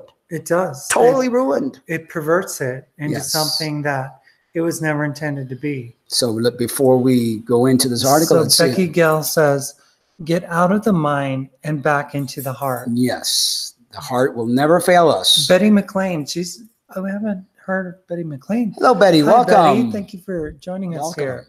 Our hands are made for healing. The first thing you do when you are hurting or injured is put your hand in it. Exactly. That's the first thing, you know. It's like today during working out, you hurt yourself. And I went in and I did some fascial release, trigger point and release. It helped a ton. Yeah. Phoenix, you can bury a box of whatever you need and find it in your next life training. Wow. So you kind of like create, what's the word I'm looking for? There's a word and I can't think of it. Like a moment of energy source that you would automatically know then where to find it, spiritually wise. There's a word I'm thinking of. Emily Shane, the Father provides. I gave everything up a year ago, and I haven't done without. It's possible to be happy without. And I truly believe in that. I did that in 2008, got rid of everything, went on a spiritual journey and became a minimalist. The less we have, the better, you know? And they're called Dejun in men's skin. Dangerous, gone, but dangerous. They run you. Yeah. The Hindus have a name for that as well. Jinn something or another. They're almost like demonic type of. Fifth World says it might be that the gods were very much of a dark skin and female descent. I don't know. Still waiting for more to be revealed. The oppressed and suppressed. And we will learn so much more. I feel there's going to be massive, massive unveiling, revealing taking place. 2019, it's going to be one of those years that everybody's going to go, whoa, what? You know, things are just going to come out, and we're just going to learn and grow more and more. Fifth World says the crystalline DNA / light body transformation is freeing us from those presents in this very body, in this very lifetime. Believe it. And Phoenix had said something about there's no Satan, just the devil, the trickster, God. Yeah, that's, I think, is the character in the Bible that it's so being spoken about. The things, he's the ruler of this world, and he has given his name to us as God, you know? Right. And Tracy says, I find it very interesting that my stillborn baby, they rushed in to make sure I signed a birth certificate. Wow. That he was born, even though he was dead. Vatican weight in gold. Evil. Totally, totally. It's like every time a person is born, like I said, that birth certificate, and there's something very deep. If you guys listen to Jordan Maxwell, now I'll pull up some information and make a show out of it, educating people regarding the whole process of, you know, the Social Security, the birth certificate, and things that most people don't even think about. When I was in my awakening back in 2008, I was like, oh my God. Then I wanted to share all this stuff with people, and the thought I just went crazy. You don't know what you're talking about. That's crazy. Yeah. Prisons only of the mind. The heart cannot be altered. Exactly. Prisons, but he's not asking for it. He's refusing to acknowledge himself and go within. Phoenix says, you are the prisoners of these men and that church. Yeah. That's all. Yeah. Break 18. the chains. Break the chains. Yes. Equals love and freedom. Exactly. Exactly. Free yourselves from the enslavement. I am native, says Phoenix. I am. We already knew what they were going to do here, but our pipe will save us, blind faith people. Until this day, We Die to Love says, I still have not read the Bible through and through. Everything I thought to be true is being confirmed by one such as yourselves and Derek Bros. And we appreciate you watching. And yeah, I always found the Bible very just annoying to read. Well, it's meant I had a to friend confuse who told you. me, you know, oh, I fell in love with the word. And I'm like, how can you fall in love with the word? Well, because when you are not in love with self, if you don't love yourself, you're always looking for something external to kind of bring meaning to your life. So if you have no meaning, if you haven't found the meaning within you, you're constantly searching, as we see in this materialistic world, for things to give us identity that are outside of us. And the answers are within. We should have Fifth World on. She's talking about some really cool stuff. She says, I know people going through the transformation naturally, supposedly. And I believe that. I believe that we are becoming light beings that are androgynous in nature, spirit and body. That's something. I remember when I started this channel back in 2006, and I started really seeing that this whole transgender, the initial movement was very angelic, but then politics took over. And then there was just a lot of strange individuals with all sorts of sexual perversion and things that really darkened it. Because everything that's pure, the enemy will take and make unpure. You know, but I truly believe that there is something that's happening with each and every one of us that's changing, you know, or I don't even want to say changing, realigning the way that we're supposed to be, which is androgynous. As we say in the beginning of our intro, the two will become one. We return to that oneness. I just remember I was recovering in that motel room in Silver City after my accident. And the guy who ended up marrying us, you know, he came in and it was like one of the first times he met me, or a second time. And it just like hit him. And he was like, oh my gosh, you're special or something. And I was like, what? You know, here I am recovering. And, you know, it was just like this awareness that, you know, there was something going on in me. And I know that what we've been through with this whole trans thing, and we went about it the wrong way, and we would not advocate it. And we would not say, you know, take hormones and blah, blah, blah, and all that. No. And cut this off and do this and that and the other. No, because you're destroying the temple and destroying the spirit while you're at it. But we do know that there is a spiritual component. Yes. That was a part of why we did what we did. Mm-hmm. And yeah, it was like a physical representation of that spiritual component. Mm-hmm. And, you know, it was really, really interesting, you know, because Fifth World says, I know an individual who is apparently developing both parts, and he's going through the crystalline DNA transformation. I don't know what it means besides angels are androgynous. So yeah, it's like a melding together. It's like our open. The two shall become one. Yeah. You know, there's something very deep. And it's not about a man and a woman. No, it's married. Male and female energies, yeah. You know, that are like the yin and the yang, you know, it's a dance. It's a beautiful, beautiful dance that we will learn to do. And some of us are learning how to do it more so than others. But eventually I do believe that there's going to come a time very soon where the veils are going to be lifted. Our DNAs are going to be connected. And we're going to look at this world through different eyes. I'm glad that we're doing the right thing, because Phoenix says right now you should all get sleep, no red meat, mm-hmm. clean food. It will help you with the awakening. And that's what happened to me when I became a raw vegan. I went through this like massive upgrade back then. And that's because I only ate organic, non-altered, non-cooked. It was just fruits and vegetables. And, you know, I mean, I would eat bowls as big of salads with, all organic stuff. And I started feeling like, whoa, I had all this energy. You did this video. I'm going to put it up on our Discord. And it's called The Dance of Life. And it was like this androgynous, like you could see the movement of a woman, but then I don't know, it was like male and female at the same time. But I was so awakened during that time. It was just pretty amazing. That was like kind of sexy. But, you know, and it's going to happen to all of us, you know, though that constricted, non-flexible mentality that we have been taught to have is going to fade away. And it's going to be amazing. You know, and I know it's going to happen to every single one of us, and it's going to be a wonderful thing.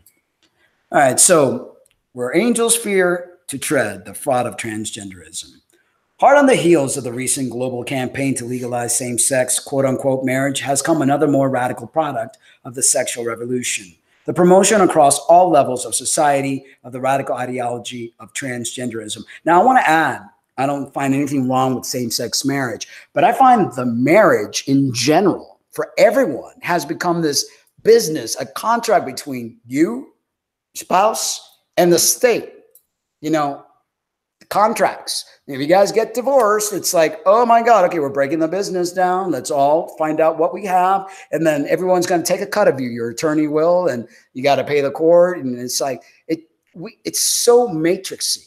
So it's like, if you're a person in the LGBT, you're different. Why do you want to be the same as everybody else?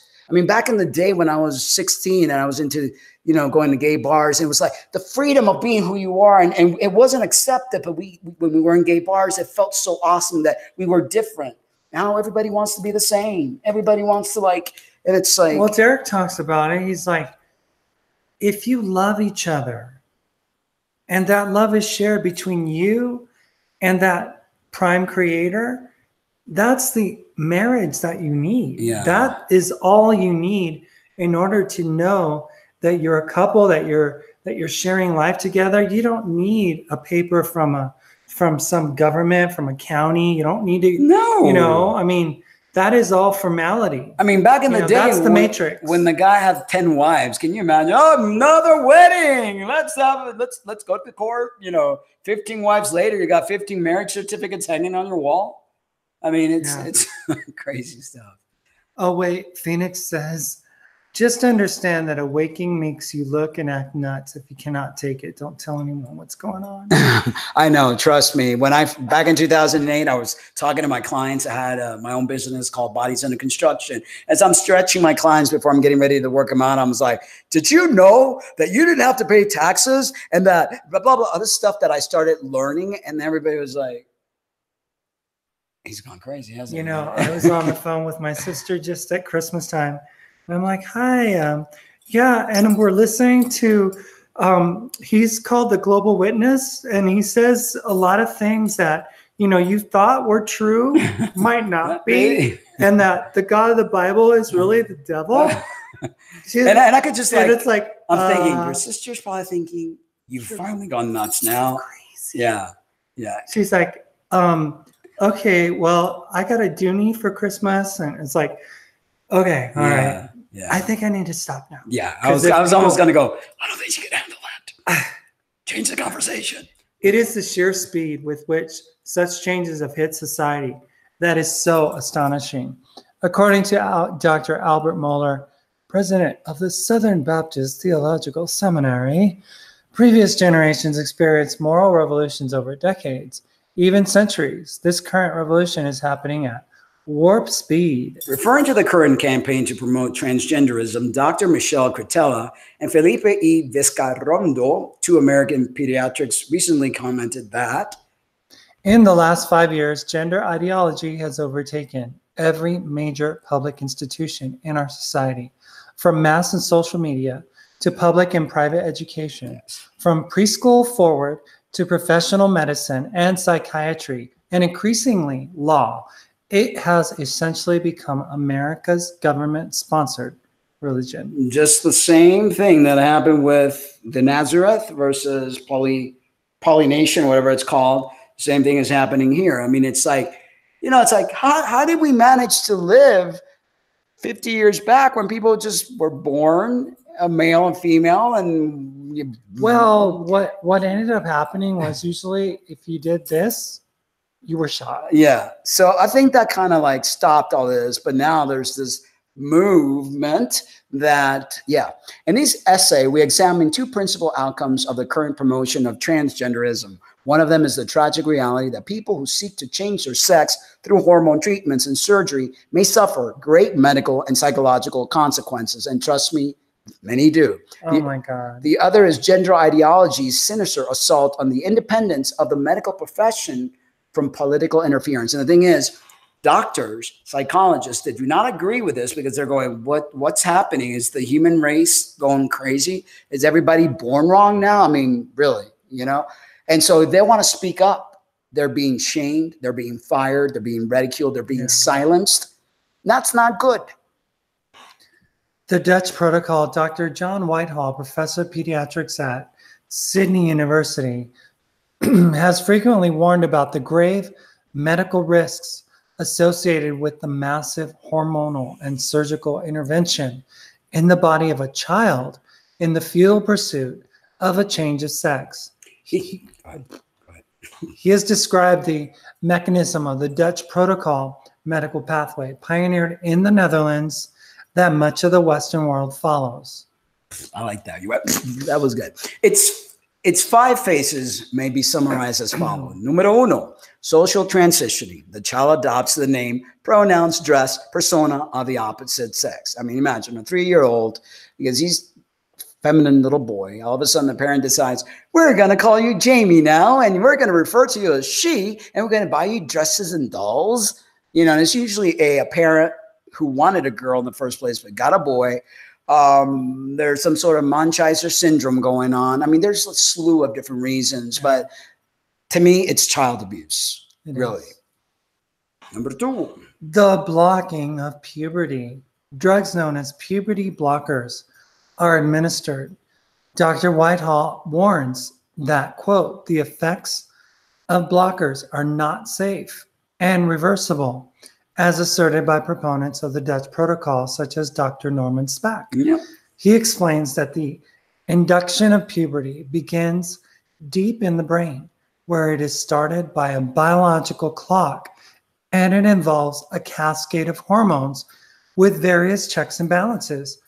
But what happens if the working of this intricate mechanism is blocked by drugs? Go ahead and refresh your page, Fifth World. Sometimes that helps if you refresh your page when it starts to buffer.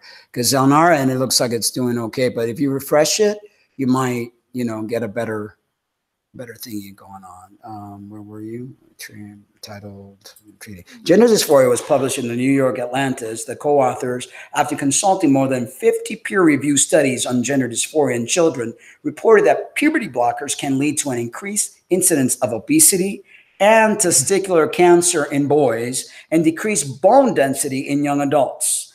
Writing shortly afterwards, Dr. Michelle Cretella, president of the American College of Pediatrics, quoted studies that found that blockers also led to brain abnormalities in the area of memory and executing functioning among adult women and risk increasing the possibility of significant cognitive decline among men. Now imagine they put these blockers in these kids that are like 9 years old and they're taking it all the way till they reach puberty or, 13 years old or whatever. And then they go on hormone. What kind of lifespan are these individuals going to have? What kind of health issues are these people going to have? All for what? Because no matter what they do to themselves, their sex, their XY and XX is not going to change.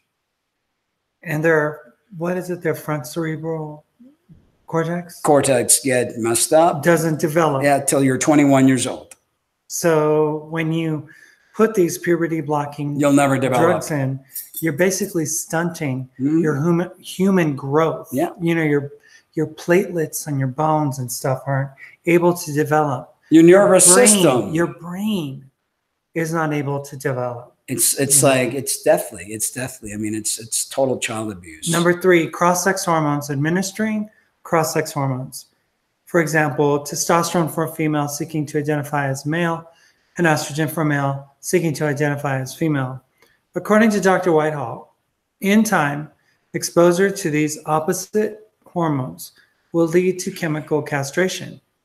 He continues, what effects can be expected from administration of cross-sex hormones on the growing brain? There are no relevant studies, but imaging of the brains of adult transgender have revealed shrinkage of male brain exposed to estrogen at a rate 10 times faster than aging. This is, as revealed by hypertrophy in female brain exposure to testosterone. This is why I've noticed, and I've been in the business of studying trans people since 2003.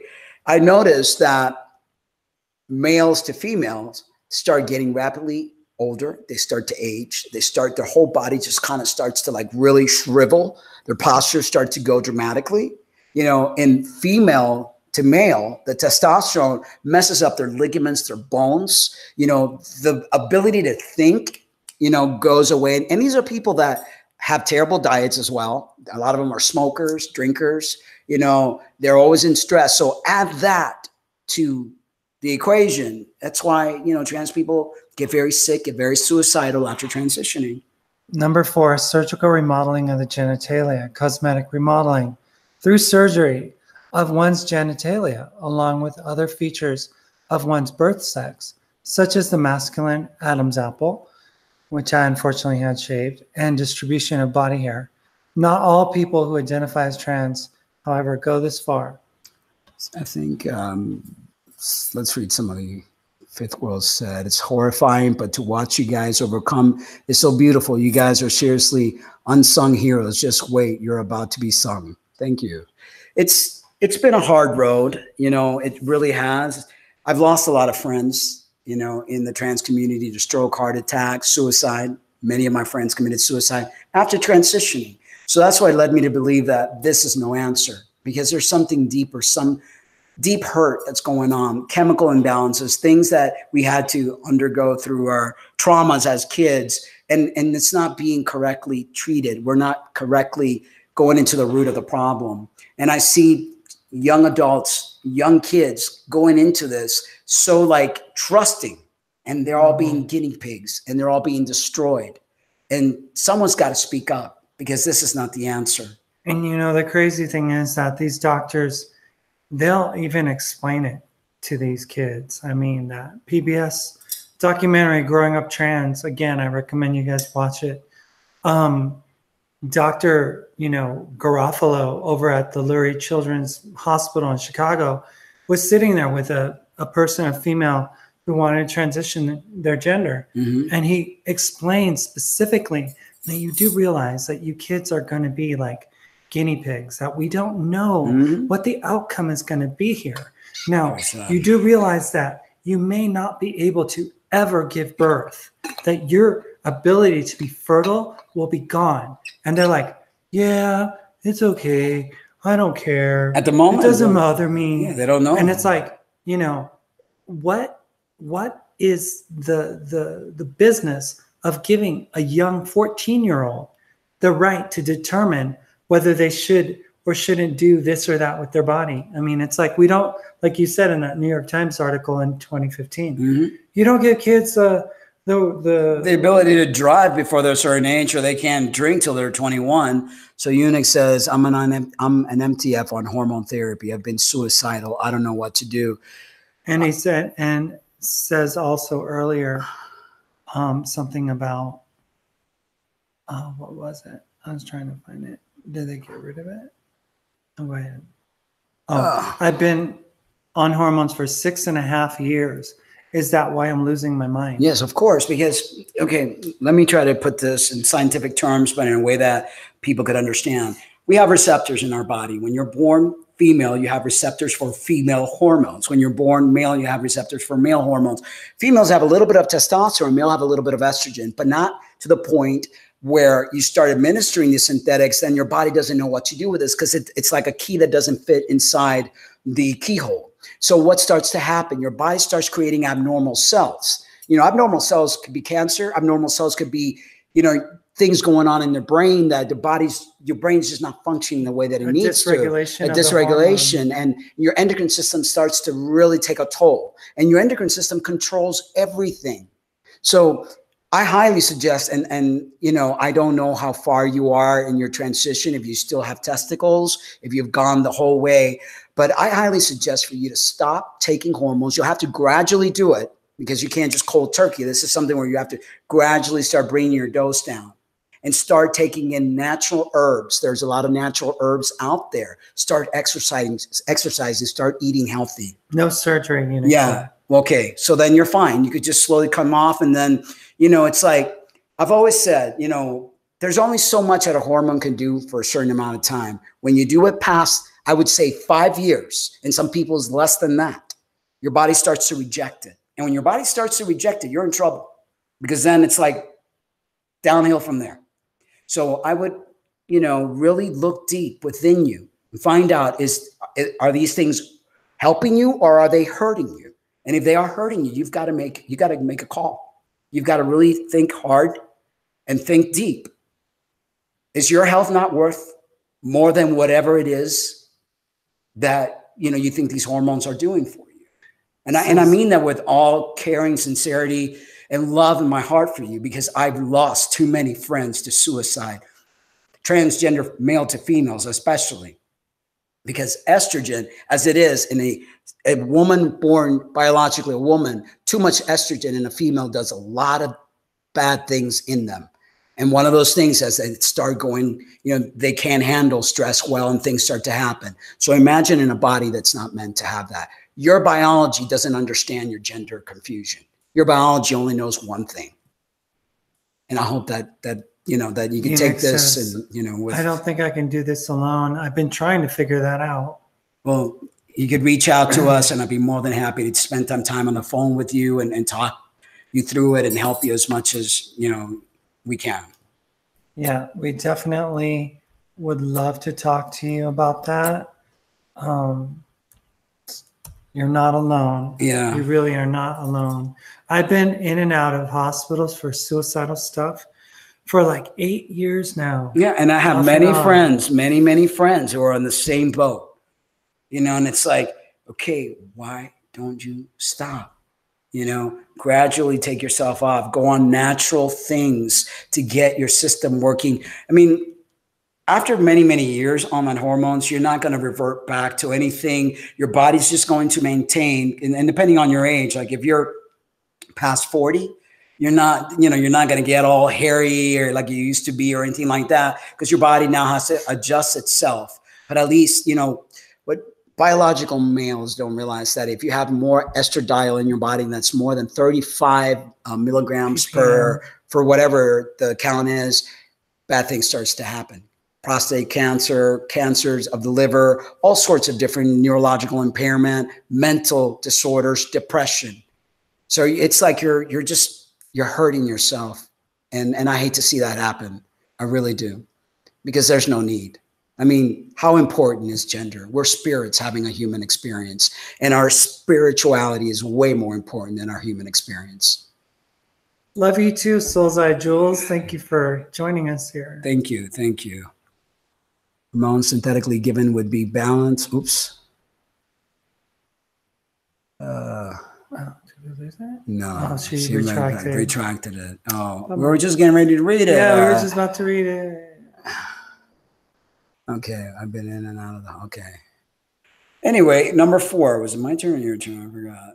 I started already. Okay, so surgical I already did that. Oh, you already did that? Regarding the construction of alternative genitals, Dr. Whitehall observes that these surgeries are difficult, often multi-stage, fraught with complications, and limited in outcome. For male to female transsexual, sex change surgery involves what we called a vaginoplasty, which is the extreme re-engineering of the male sex organs. Female to male transition means the removal of breasts, womb, and ovaries. Creating an artificial male sex organ, according to the surgeon, is a task that assumes nearly Herculean dimensions. In other words, it's crazy, you know? Fifth World wrote again, hormones given synthetically are not good for everybody. So CBD balances these things out. I'm a medicine woman, which is why I felt compelled and safe suggesting. Yeah. Anything natural, you know, it's a good thing. But we also have to see the biology, because obviously a genetically born male, the body's going to produce testosterone. That's what the body is meant to do. As men get older, they produce a little more estrogen or estradiol, but if they start producing more than their body needs, that's when disease starts to kick in. They start getting overweight. They start developing male breasts. They start getting depressed. All sorts of things start to happen. So it's important to have that natural balance within you, you know, and just try to be as happy as you can with what you got, because what's the alternative? I mean, getting sick, being in and out of hospitals for 8 years. Is it really worth it? I mean, you really have to look deep within and say, how worth it is this? You know, I just, you know. And Fifth World says CBD is the ultimate medication. Jesus told me so directly. Then, you know, it's awesome. I mean, you know, everybody has to try what best works for them, what feels good for them, what agrees with their body. I personally I don't like, I mean, I've done just about a lot of drugs when I was growing up. I've tried anything from mushrooms to LSD, pot, cocaine, you name it. And as I've gotten older, I don't even drink anymore, because it's like my awakening has kicked in. Someone's calling. Derek. Oh, wow. Okay. Call from Derek Rose. To accept, press 1. One. To voicemail, press 2. Press 1. Hey, Derek. Hey. How's it going? I thought I'd call you earlier than the one day to tell you a little bit about the healing powers and how that works when people are talking about CBDs. They're talking about THC. Okay. Because our minds dictate what takes place. Cancer grows because people believe they have cancer. Exactly. The minute they stop believing, this is where belief has a very profound effect on people. That we are divine in our nature. We are powerful in everything we are. So not many people know this, but I had terminal lung cancer. And through tinctures and getting out of my way, getting away from my mind of this world, believing that I could die, these tinctures, and with the assistance of somebody, a guide, took me to a place, and I coughed that right out of my lungs. And I totally believe that, because Wow. I do believe the power of self-healing. Absolutely. I believe that there's things that the Creator created here on this planet, herbs and stuff that help us, but Yes. mainly is the energy force that we have within. Our minds are capable of doing just about anything and everything. Absolutely. And, you know, the medical system has disempowered us, but we have to take that power back. Yes, think about this. One cell of your brain and the map of your DNA with one cell of your brain, just a single cell, and a map of DNA built your entire body. You cannot tell me that your whole brain cannot rebuild it again. Exactly. That's right. Exactly. That's why when I worked in the hospital as an occupational therapist, and doctors would tell people they will never walk again, and I would say, don't you ever let any doctor tell you what can and you cannot do. You will do what your heart sets out to do, and you will walk again. And the person did walk again. But the medical system teaches people. That's why I don't even like going to doctors, because they go in there and they tell you have cancer. And if you're a weak-minded person, then you can't, you accept it, and then you're gone. Exactly. Yep. So Well, I immediately told the doctor that was going to look at my x-ray, and he said, I've got bad news. And I told him, if you tell me that I'm going to die, I'll jump over this table and I'll beat the crap out of you myself. exactly. That's right. So I wasn't going to allow anybody to tell me anything and dictate, because I know that words are powerful. And if they say something, they're telling me and dictating to me what I will now believe, because this is a doctor. That's So right. in this world and in this flesh, I saw him as somebody that knew his craft, knew his field. Right. And I immediately recognized that I needed to ignore him. Exactly. Right? I needed to ignore him. But all you have to do is follow. Look at every single medical study of every single drug. The placebo effect is so profound. Yes. The mere fact that people are healing themselves with the placebo effect, believing the drug, which isn't in it, is happening. That tells you everything you need to know, is that if the placebo effect for every single drug out there is almost as great as the actual impact of the drug, then what is wrong here, people? Exactly. And then all the drugs, the drugs have all the side effects, you know, so you could have healed yourself without the drug, believing that you could heal yourself and saved yourself all the side effects that these drugs have. That's why I don't like going to doctors. Yeah, think about it. I mean, you look at, Mark, you look at some of the side effects of some of these drugs. I mean, I was watching a commercial, and they were, rattling through at the speed of sound, the side effects that you may have suicidal or homicidal thoughts. Mm-hmm. Yes. Right? Yeah. Suicidal or homicidal thoughts, and you might die. Your heart might stop. Yep. But all of this we're telling you, right? We're telling you quickly so you don't actually really pay attention to it. And all of this was to stop a fungus from making your toenails yellow. I know. Oh, God. So now you don't have fungus, but you're worth dead. it to take the drug, so your toenails aren't yellow, but you might want to kill people. So Exactly. all's well here, people. Who cares? Yeah. And then they wonder why people on antidepressants are so suicidal, because that's one of the side effects of antidepressants. It's like, it's crazy. People need to empower themselves. They need to make themselves healthy. They need to worry about what they're putting in their body so that they can build that armor in their temple and not allow disease, which is imbalanced, to kick in. And they need to strengthen their spirit and strengthen their heart and their minds to deal with everything that's going to be coming their way. Yes, you have to realize the power of who you are. Exactly. And your belief is massive. Why do you think the world gets you to try to believe in them? Exactly. Why do you think the government institutions and churches want you to believe in them as an authority?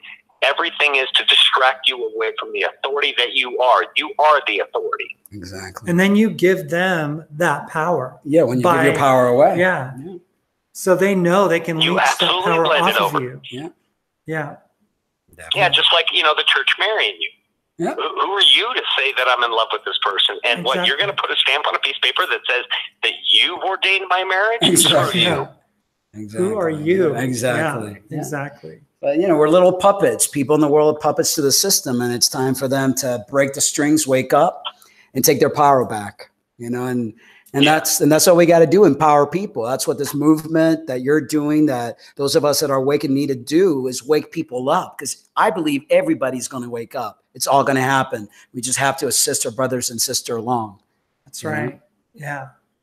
I mean, I was told that ligaments don't heal. Yeah. And I can remember Mark in the hospital standing there face to face with the doctor. No, they don't. Yes, they do. No, they don't. Yeah, because yes, I didn't want her to hear that they didn't heal. I was like, don't you tell her that they do heal. Yeah. You know, and they did. Yeah. And they did. And they did. They did.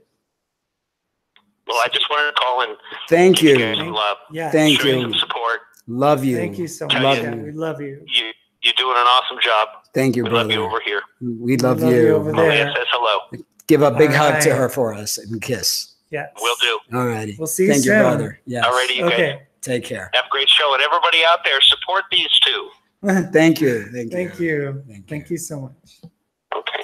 Bye-bye. Bye-bye. Bye-bye. Love you. So yeah, it's very true, everything he says. I mean, you can't let any type of diagnosis define you. No, you You can't. can't let any disease define you. You have the power to break free from that pain, from that disease, from all the stuff that you've been told from the time you're a little kid that you're helpless. You're not helpless. You have more power than you even know. And you have to learn to execute that power. Mr. Bonedangle says doctors are practicing medicine on you. Exactly. That's why they call it practice medicine. Yeah. You know? And she said it has some really awesome news. She says, I'm cancer free, guys. Awesome. Sister smooth, but Doc wants regular reviews. Yes. Yes. Awesome. Every day that you wake Manifest. up, manifest you being cancer free, manifest that healing to continue to go forth. Put everything in your body that's going to help your body fight whatever may come its way. And everything is going to be all right, my friend. That's awesome news. Found out a couple hours ago. Awesome. Yes. Beautiful. See, that's what manifestation does. Exactly. Manifestation, when we have these times of manifestation, take advantage of them. Yeah. Go back and watch them again and let it all sink in. Yeah. Believe what Got a good one today, Believe too. the truth in the message that we can heal ourselves, that this inner divinity that we have inside of us is a fire. You know, it's like dynamite. It is. You know, it is. We're so explosive. capable. We're so able. You know, we're just we can't hear any more negativity or things that we've been taught. We have to bring ourselves up, bring each other up, and realize our divinity. Pharmakia spells witchcraft. Exactly. So if you want to know what witchcraft really is, That's what it and is. let's not make a mistake about paganism and how they do it. But pharmakia, the replacement of the natural herbs and natural tinctures that exist in our natural world that these shamans know, that I'm sure people like, you know, Phoenix I Am know about these, and also Fifth World.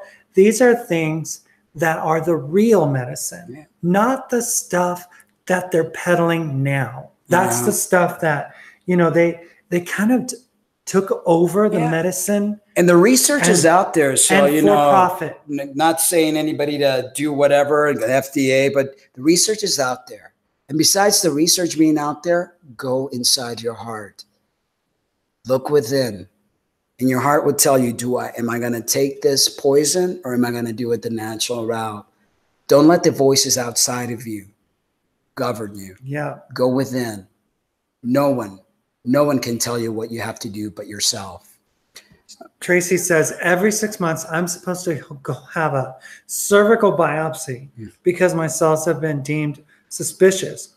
Well, I cancel. No more biopsies for me. No, because when you go in there with the thought of something could be wrong, unfortunately, we create that wrong, you know, because of the fear base, because of, oh my God. So doctors, it's like, forget it. I want to die in my bed. Like the whole thing with my tooth, with the oil of oregano, it's just about fully healed. My sinuses are clearing, you know, and this stuff is bad. This is the stuff that you would have to go to the dentist. Got the abscess And everything. I mean, it's like, I refuse to go to a doctor. I refuse. Tracy says, I'm 55. Whatever they find, I'm not going to Exactly. opt for anything. Yeah. Anyway, so whatever difference, doesn't make. That's why I even go to the doctor. It's like just all natural healing. And Phil, all I know is I'm experiencing the message I get in every single session I do about cannabis, both saving health and economy.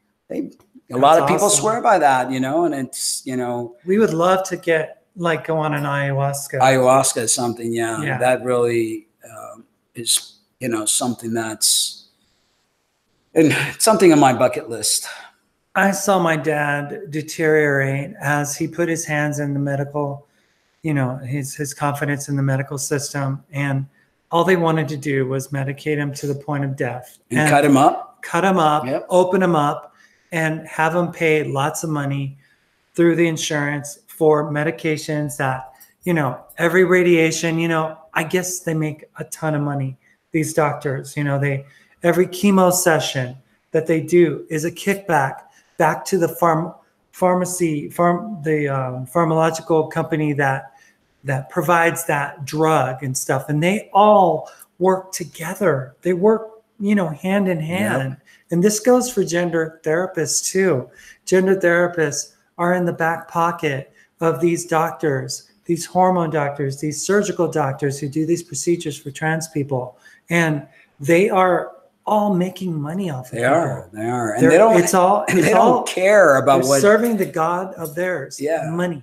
They don't care about all the complications that are, you know, come up from all this stuff. I mean, here it tells you hormonal complication also pose a major threat to one's long-term health. In July of this year, Annals of Internal Medicine published a comprehensive study on the health of transgender individuals treated with cross-sex hormone. It found that male to female transgenders were 80 to 90% most likely to suffer a stroke or a heart attack, and also have greater risk of blood clots from the female hormone estrogen.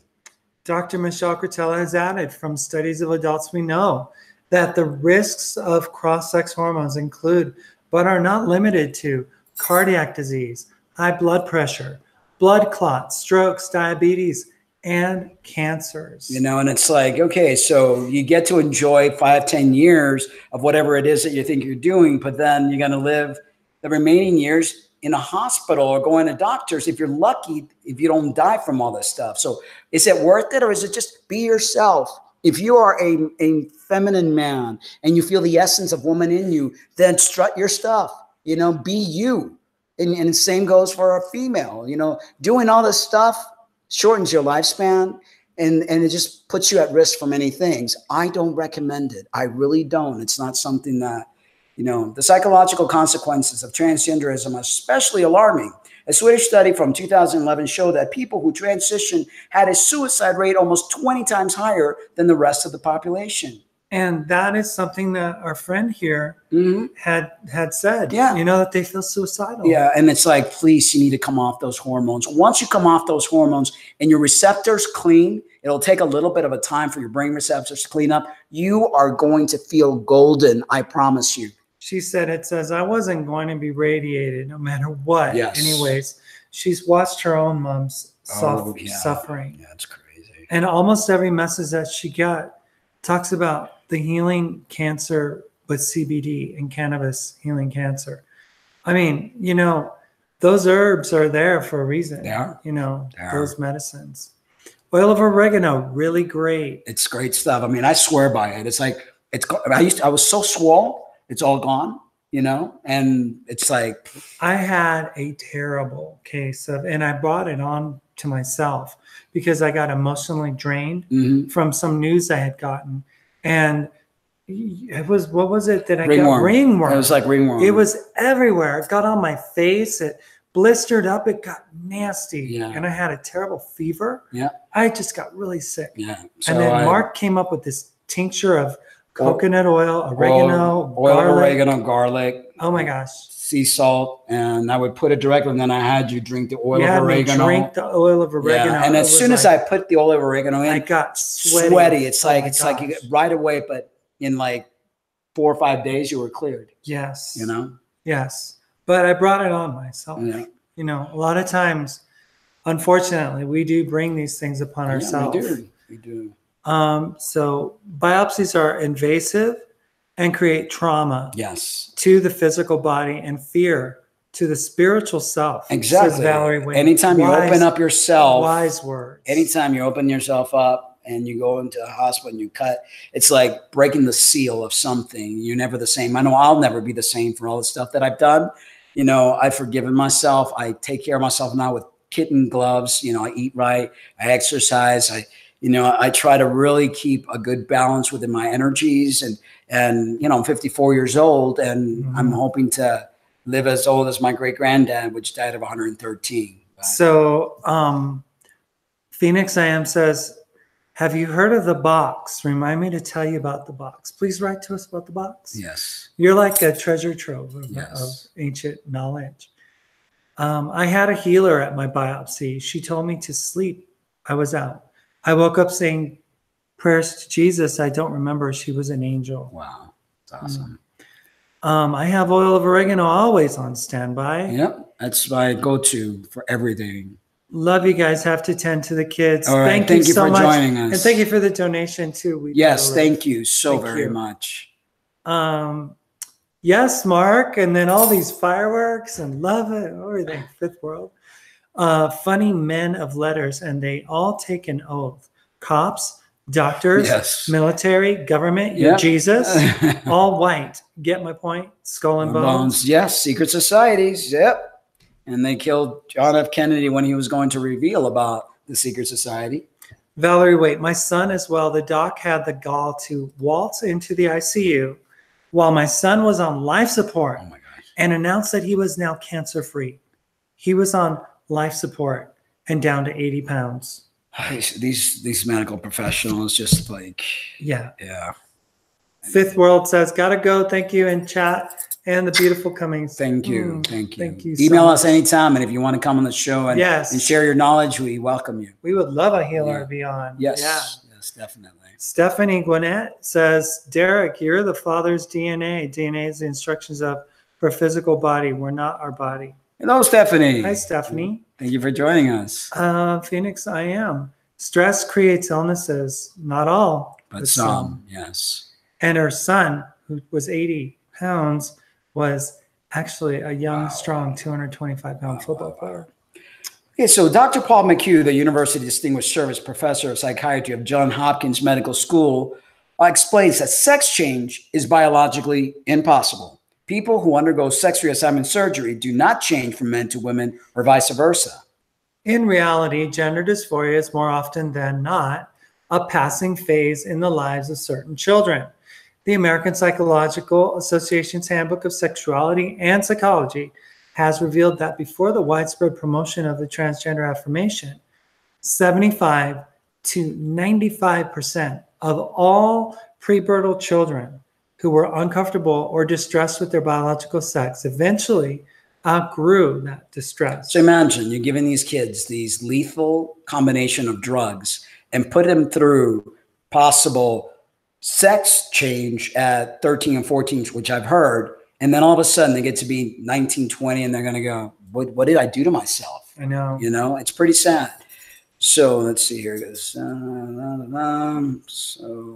that's almost done. However, this is a campaign of intimidation. In today's climate of political correctness, it is more than a health professional's career is worth to offer a gender-confused patient an alternative to pursuing sex reassignment. In some state, as Dr. McHugh has noted, a doctor who would look into the psychological history of a transgender boy or girl in search of a resolvable conflict could lose his or her license to practice medicine, all for being the voice of reason. This is the kind of world we're living in, you know?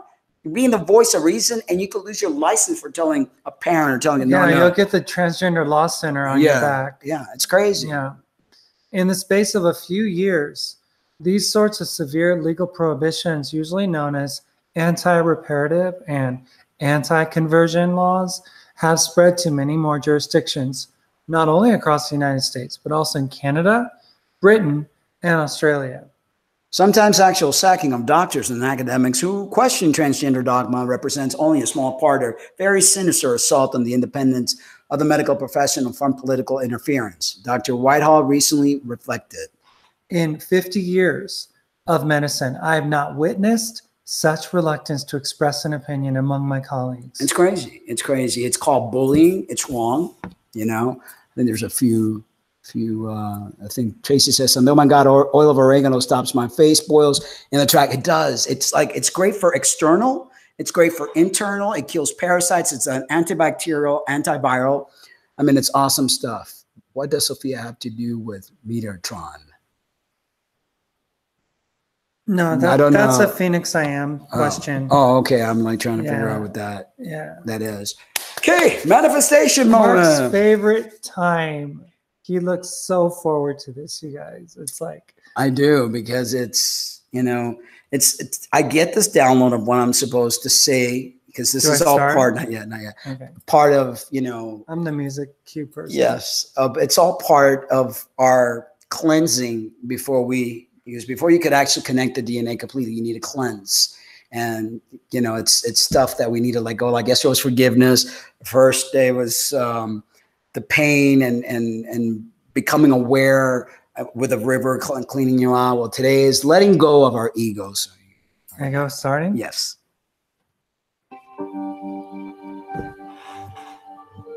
Letting go of our ego.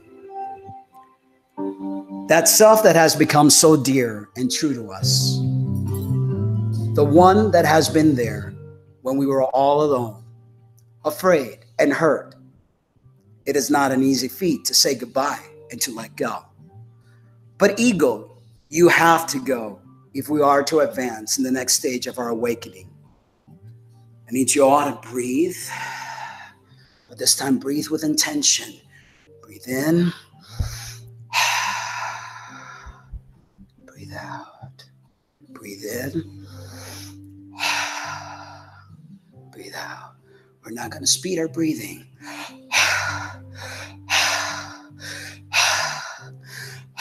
Keep breathing in and out. Imagine your ego as an old friend, a friend that has been there for us all along. Continue to breathe fast and heavy. The one that comforts us when we are afraid, alone, and desperate. Ego picks us up when we are down, makes us feel important when we have felt we are not.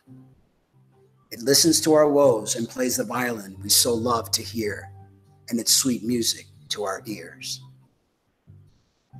Let us write a farewell letter to our friend, the dear one that we have honored for so long, as we pick up the pen and place it on the paper. We begin to write the words that flows from our hearts through our fingertips. Goodbye, arrogance. Although you served me well when others only saw weakness, I bid you goodbye. For you and I must part ways. Love and arrogance cannot sit in the same space. Goodbye, victimhood. Love and blame cannot sit on the same altar. So I say farewell to thee. Goodbye, drama. Although you have been a constant in my life and have kept me entertained, the time to part is now. For there is only love and acceptance flowing through my veins. Goodbye, sorrow and blame. The time to break the chains is here. We can no longer live in fear. So I say ta-ta, because love only lives here. As I breathe the breath of life, as I sing this song tonight, I sing the song of love, the sweet frequency I so heavily fought. I am free from ego indeed. Lighter than a feather I feel. A new human is born and replaced the old. The new human is here. Ooh-ha, ooh-ha, ooh-ha. Lamba-le, lamba-la, lamba-le, lamba-la. Ooh-ha, ooh-ha, ooh-ha. Lamba-le, lamba-le, lamba-la. Ooh-ha, ooh-ha, la, la, la. All right.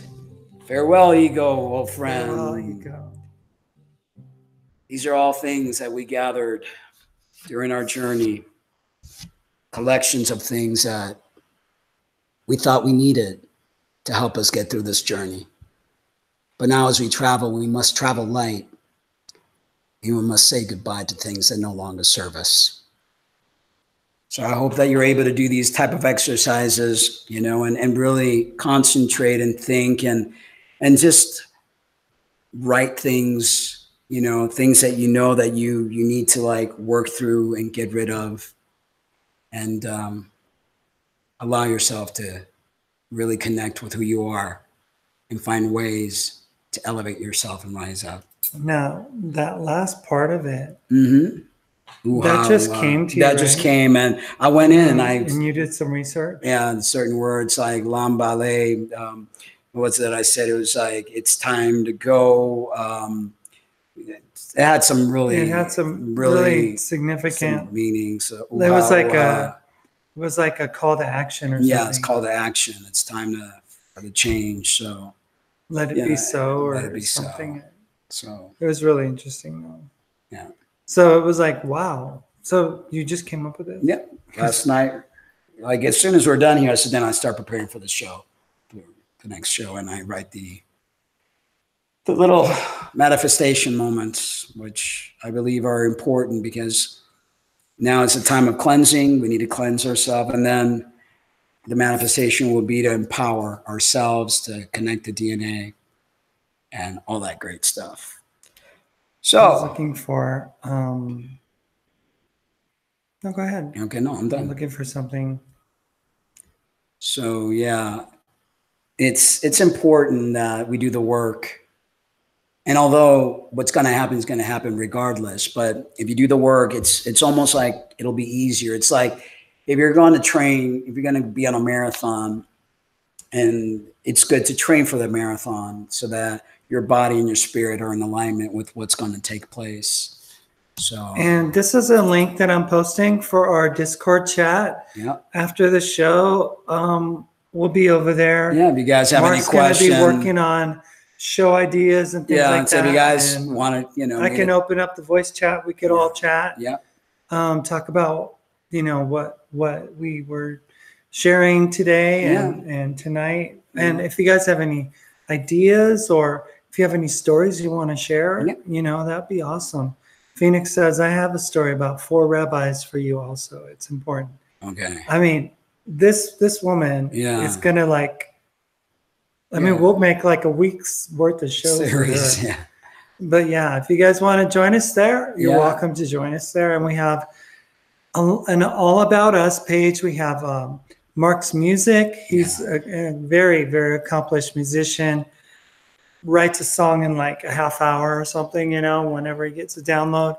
And we have pictures of our of our life and what our story's all about. Yeah, and the Discord, it's there so that we could maybe open up the voice thing and have people share and talk and share what you got out of the time we spent together, and just kind of like minister to one another and grow with one another. And I think it's awesome. Yeah, I think it's awesome, and it's a great tool to be able to connect. Punch and pie. Punch and pie. We try to stay away from sugar, and we only eat 1 meal a day, and we already ate. But you all can share your punch and your pie. You guys can have punch and pie on us if you want. Definitely. Cookies and milk. I don't go unless there's punch and pie. Okay, well, we'll have virtual punch and pie. Yeah, we got virtual. Virtual punch and pie. Thank you for the invite. I was thrilled to see it last night when I opened my Discord morning so much. That's what it's all about, teaching one another, growing, helping each other heal, because there's been so much done to us, so much. It's crazy, it really, really is. I sometimes don't have the words to say what I want to say, but the good news is that the time to heal is now. And we will rise up, and we will no longer be the victims. We will be the victors, and we're going to change history and life as we know it. We're changing even now. That's the beautiful thing. Fifth World was saying, our DNA is being activated. Our life is changing. We're being turned into a higher form. Yes. Yeah. Totally. As we speak. Totally. And this is part of it. Yeah. Definitely. All right, so we're going to end with one of my songs. It's called No One Will Be Coming. No one will be coming. No one will be coming. You mean there's not going to be a big cloud thing going on? And this is the acoustic version. I have the actual in CD Baby Enslaved. Or there's also a playlist on YouTube if you guys want to listen to it. But this is the acoustic version. Put your Bluetooth on. See if we can get that so it can sound better. Let's see here. It's going to make all sorts. No, it's not. No? I have that turned off. Okay. So, yeah. So I lost my train of thought.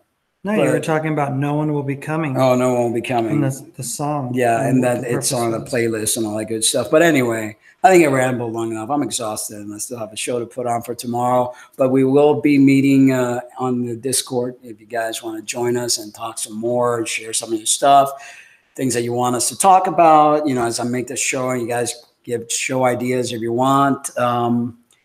And all that good stuff. But thank you so much. Thank you, all of you, for your super chat donation. Thank you, Derek, brother. We love you. We do. We appreciate you. And you're an amazing, amazing human and, you know, doing great things.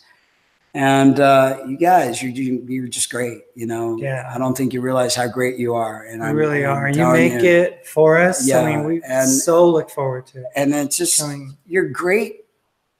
You're part of the solution, you know, and in this world, you're either the problem or part of the solution. You guys are part of the solution. And it's an amazing thing because we're going to co-create some wonderful stuff. Yeah, we are. Stuff. I mean, I just am just so excited about the potential that we have to be able to be these vessels of love to this world. I mean, there was something that I had written and that I had found in my on my Facebook page. I posted it. Thank you, Phoenix. It was really amazing because at the end of the day, the only thing that matters is the love that we have one for another. And it's a really great quote. And I just wanted to end the show with it. And it says, I am a radiant being of love. Deep at the center of my being, there is an infinite supply of love.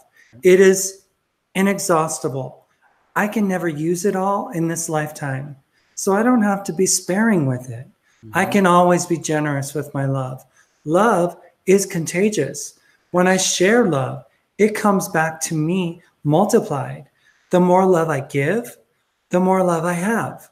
I have come to this world to be a love giver. I came in full of love.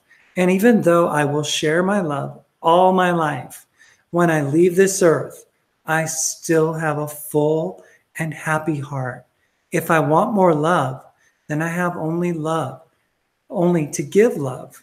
Love is, and I am. Definitely. On that note, guys, we love you. But remember to always love yourselves too. And share that love with others. Spread your wings, angels. And love away.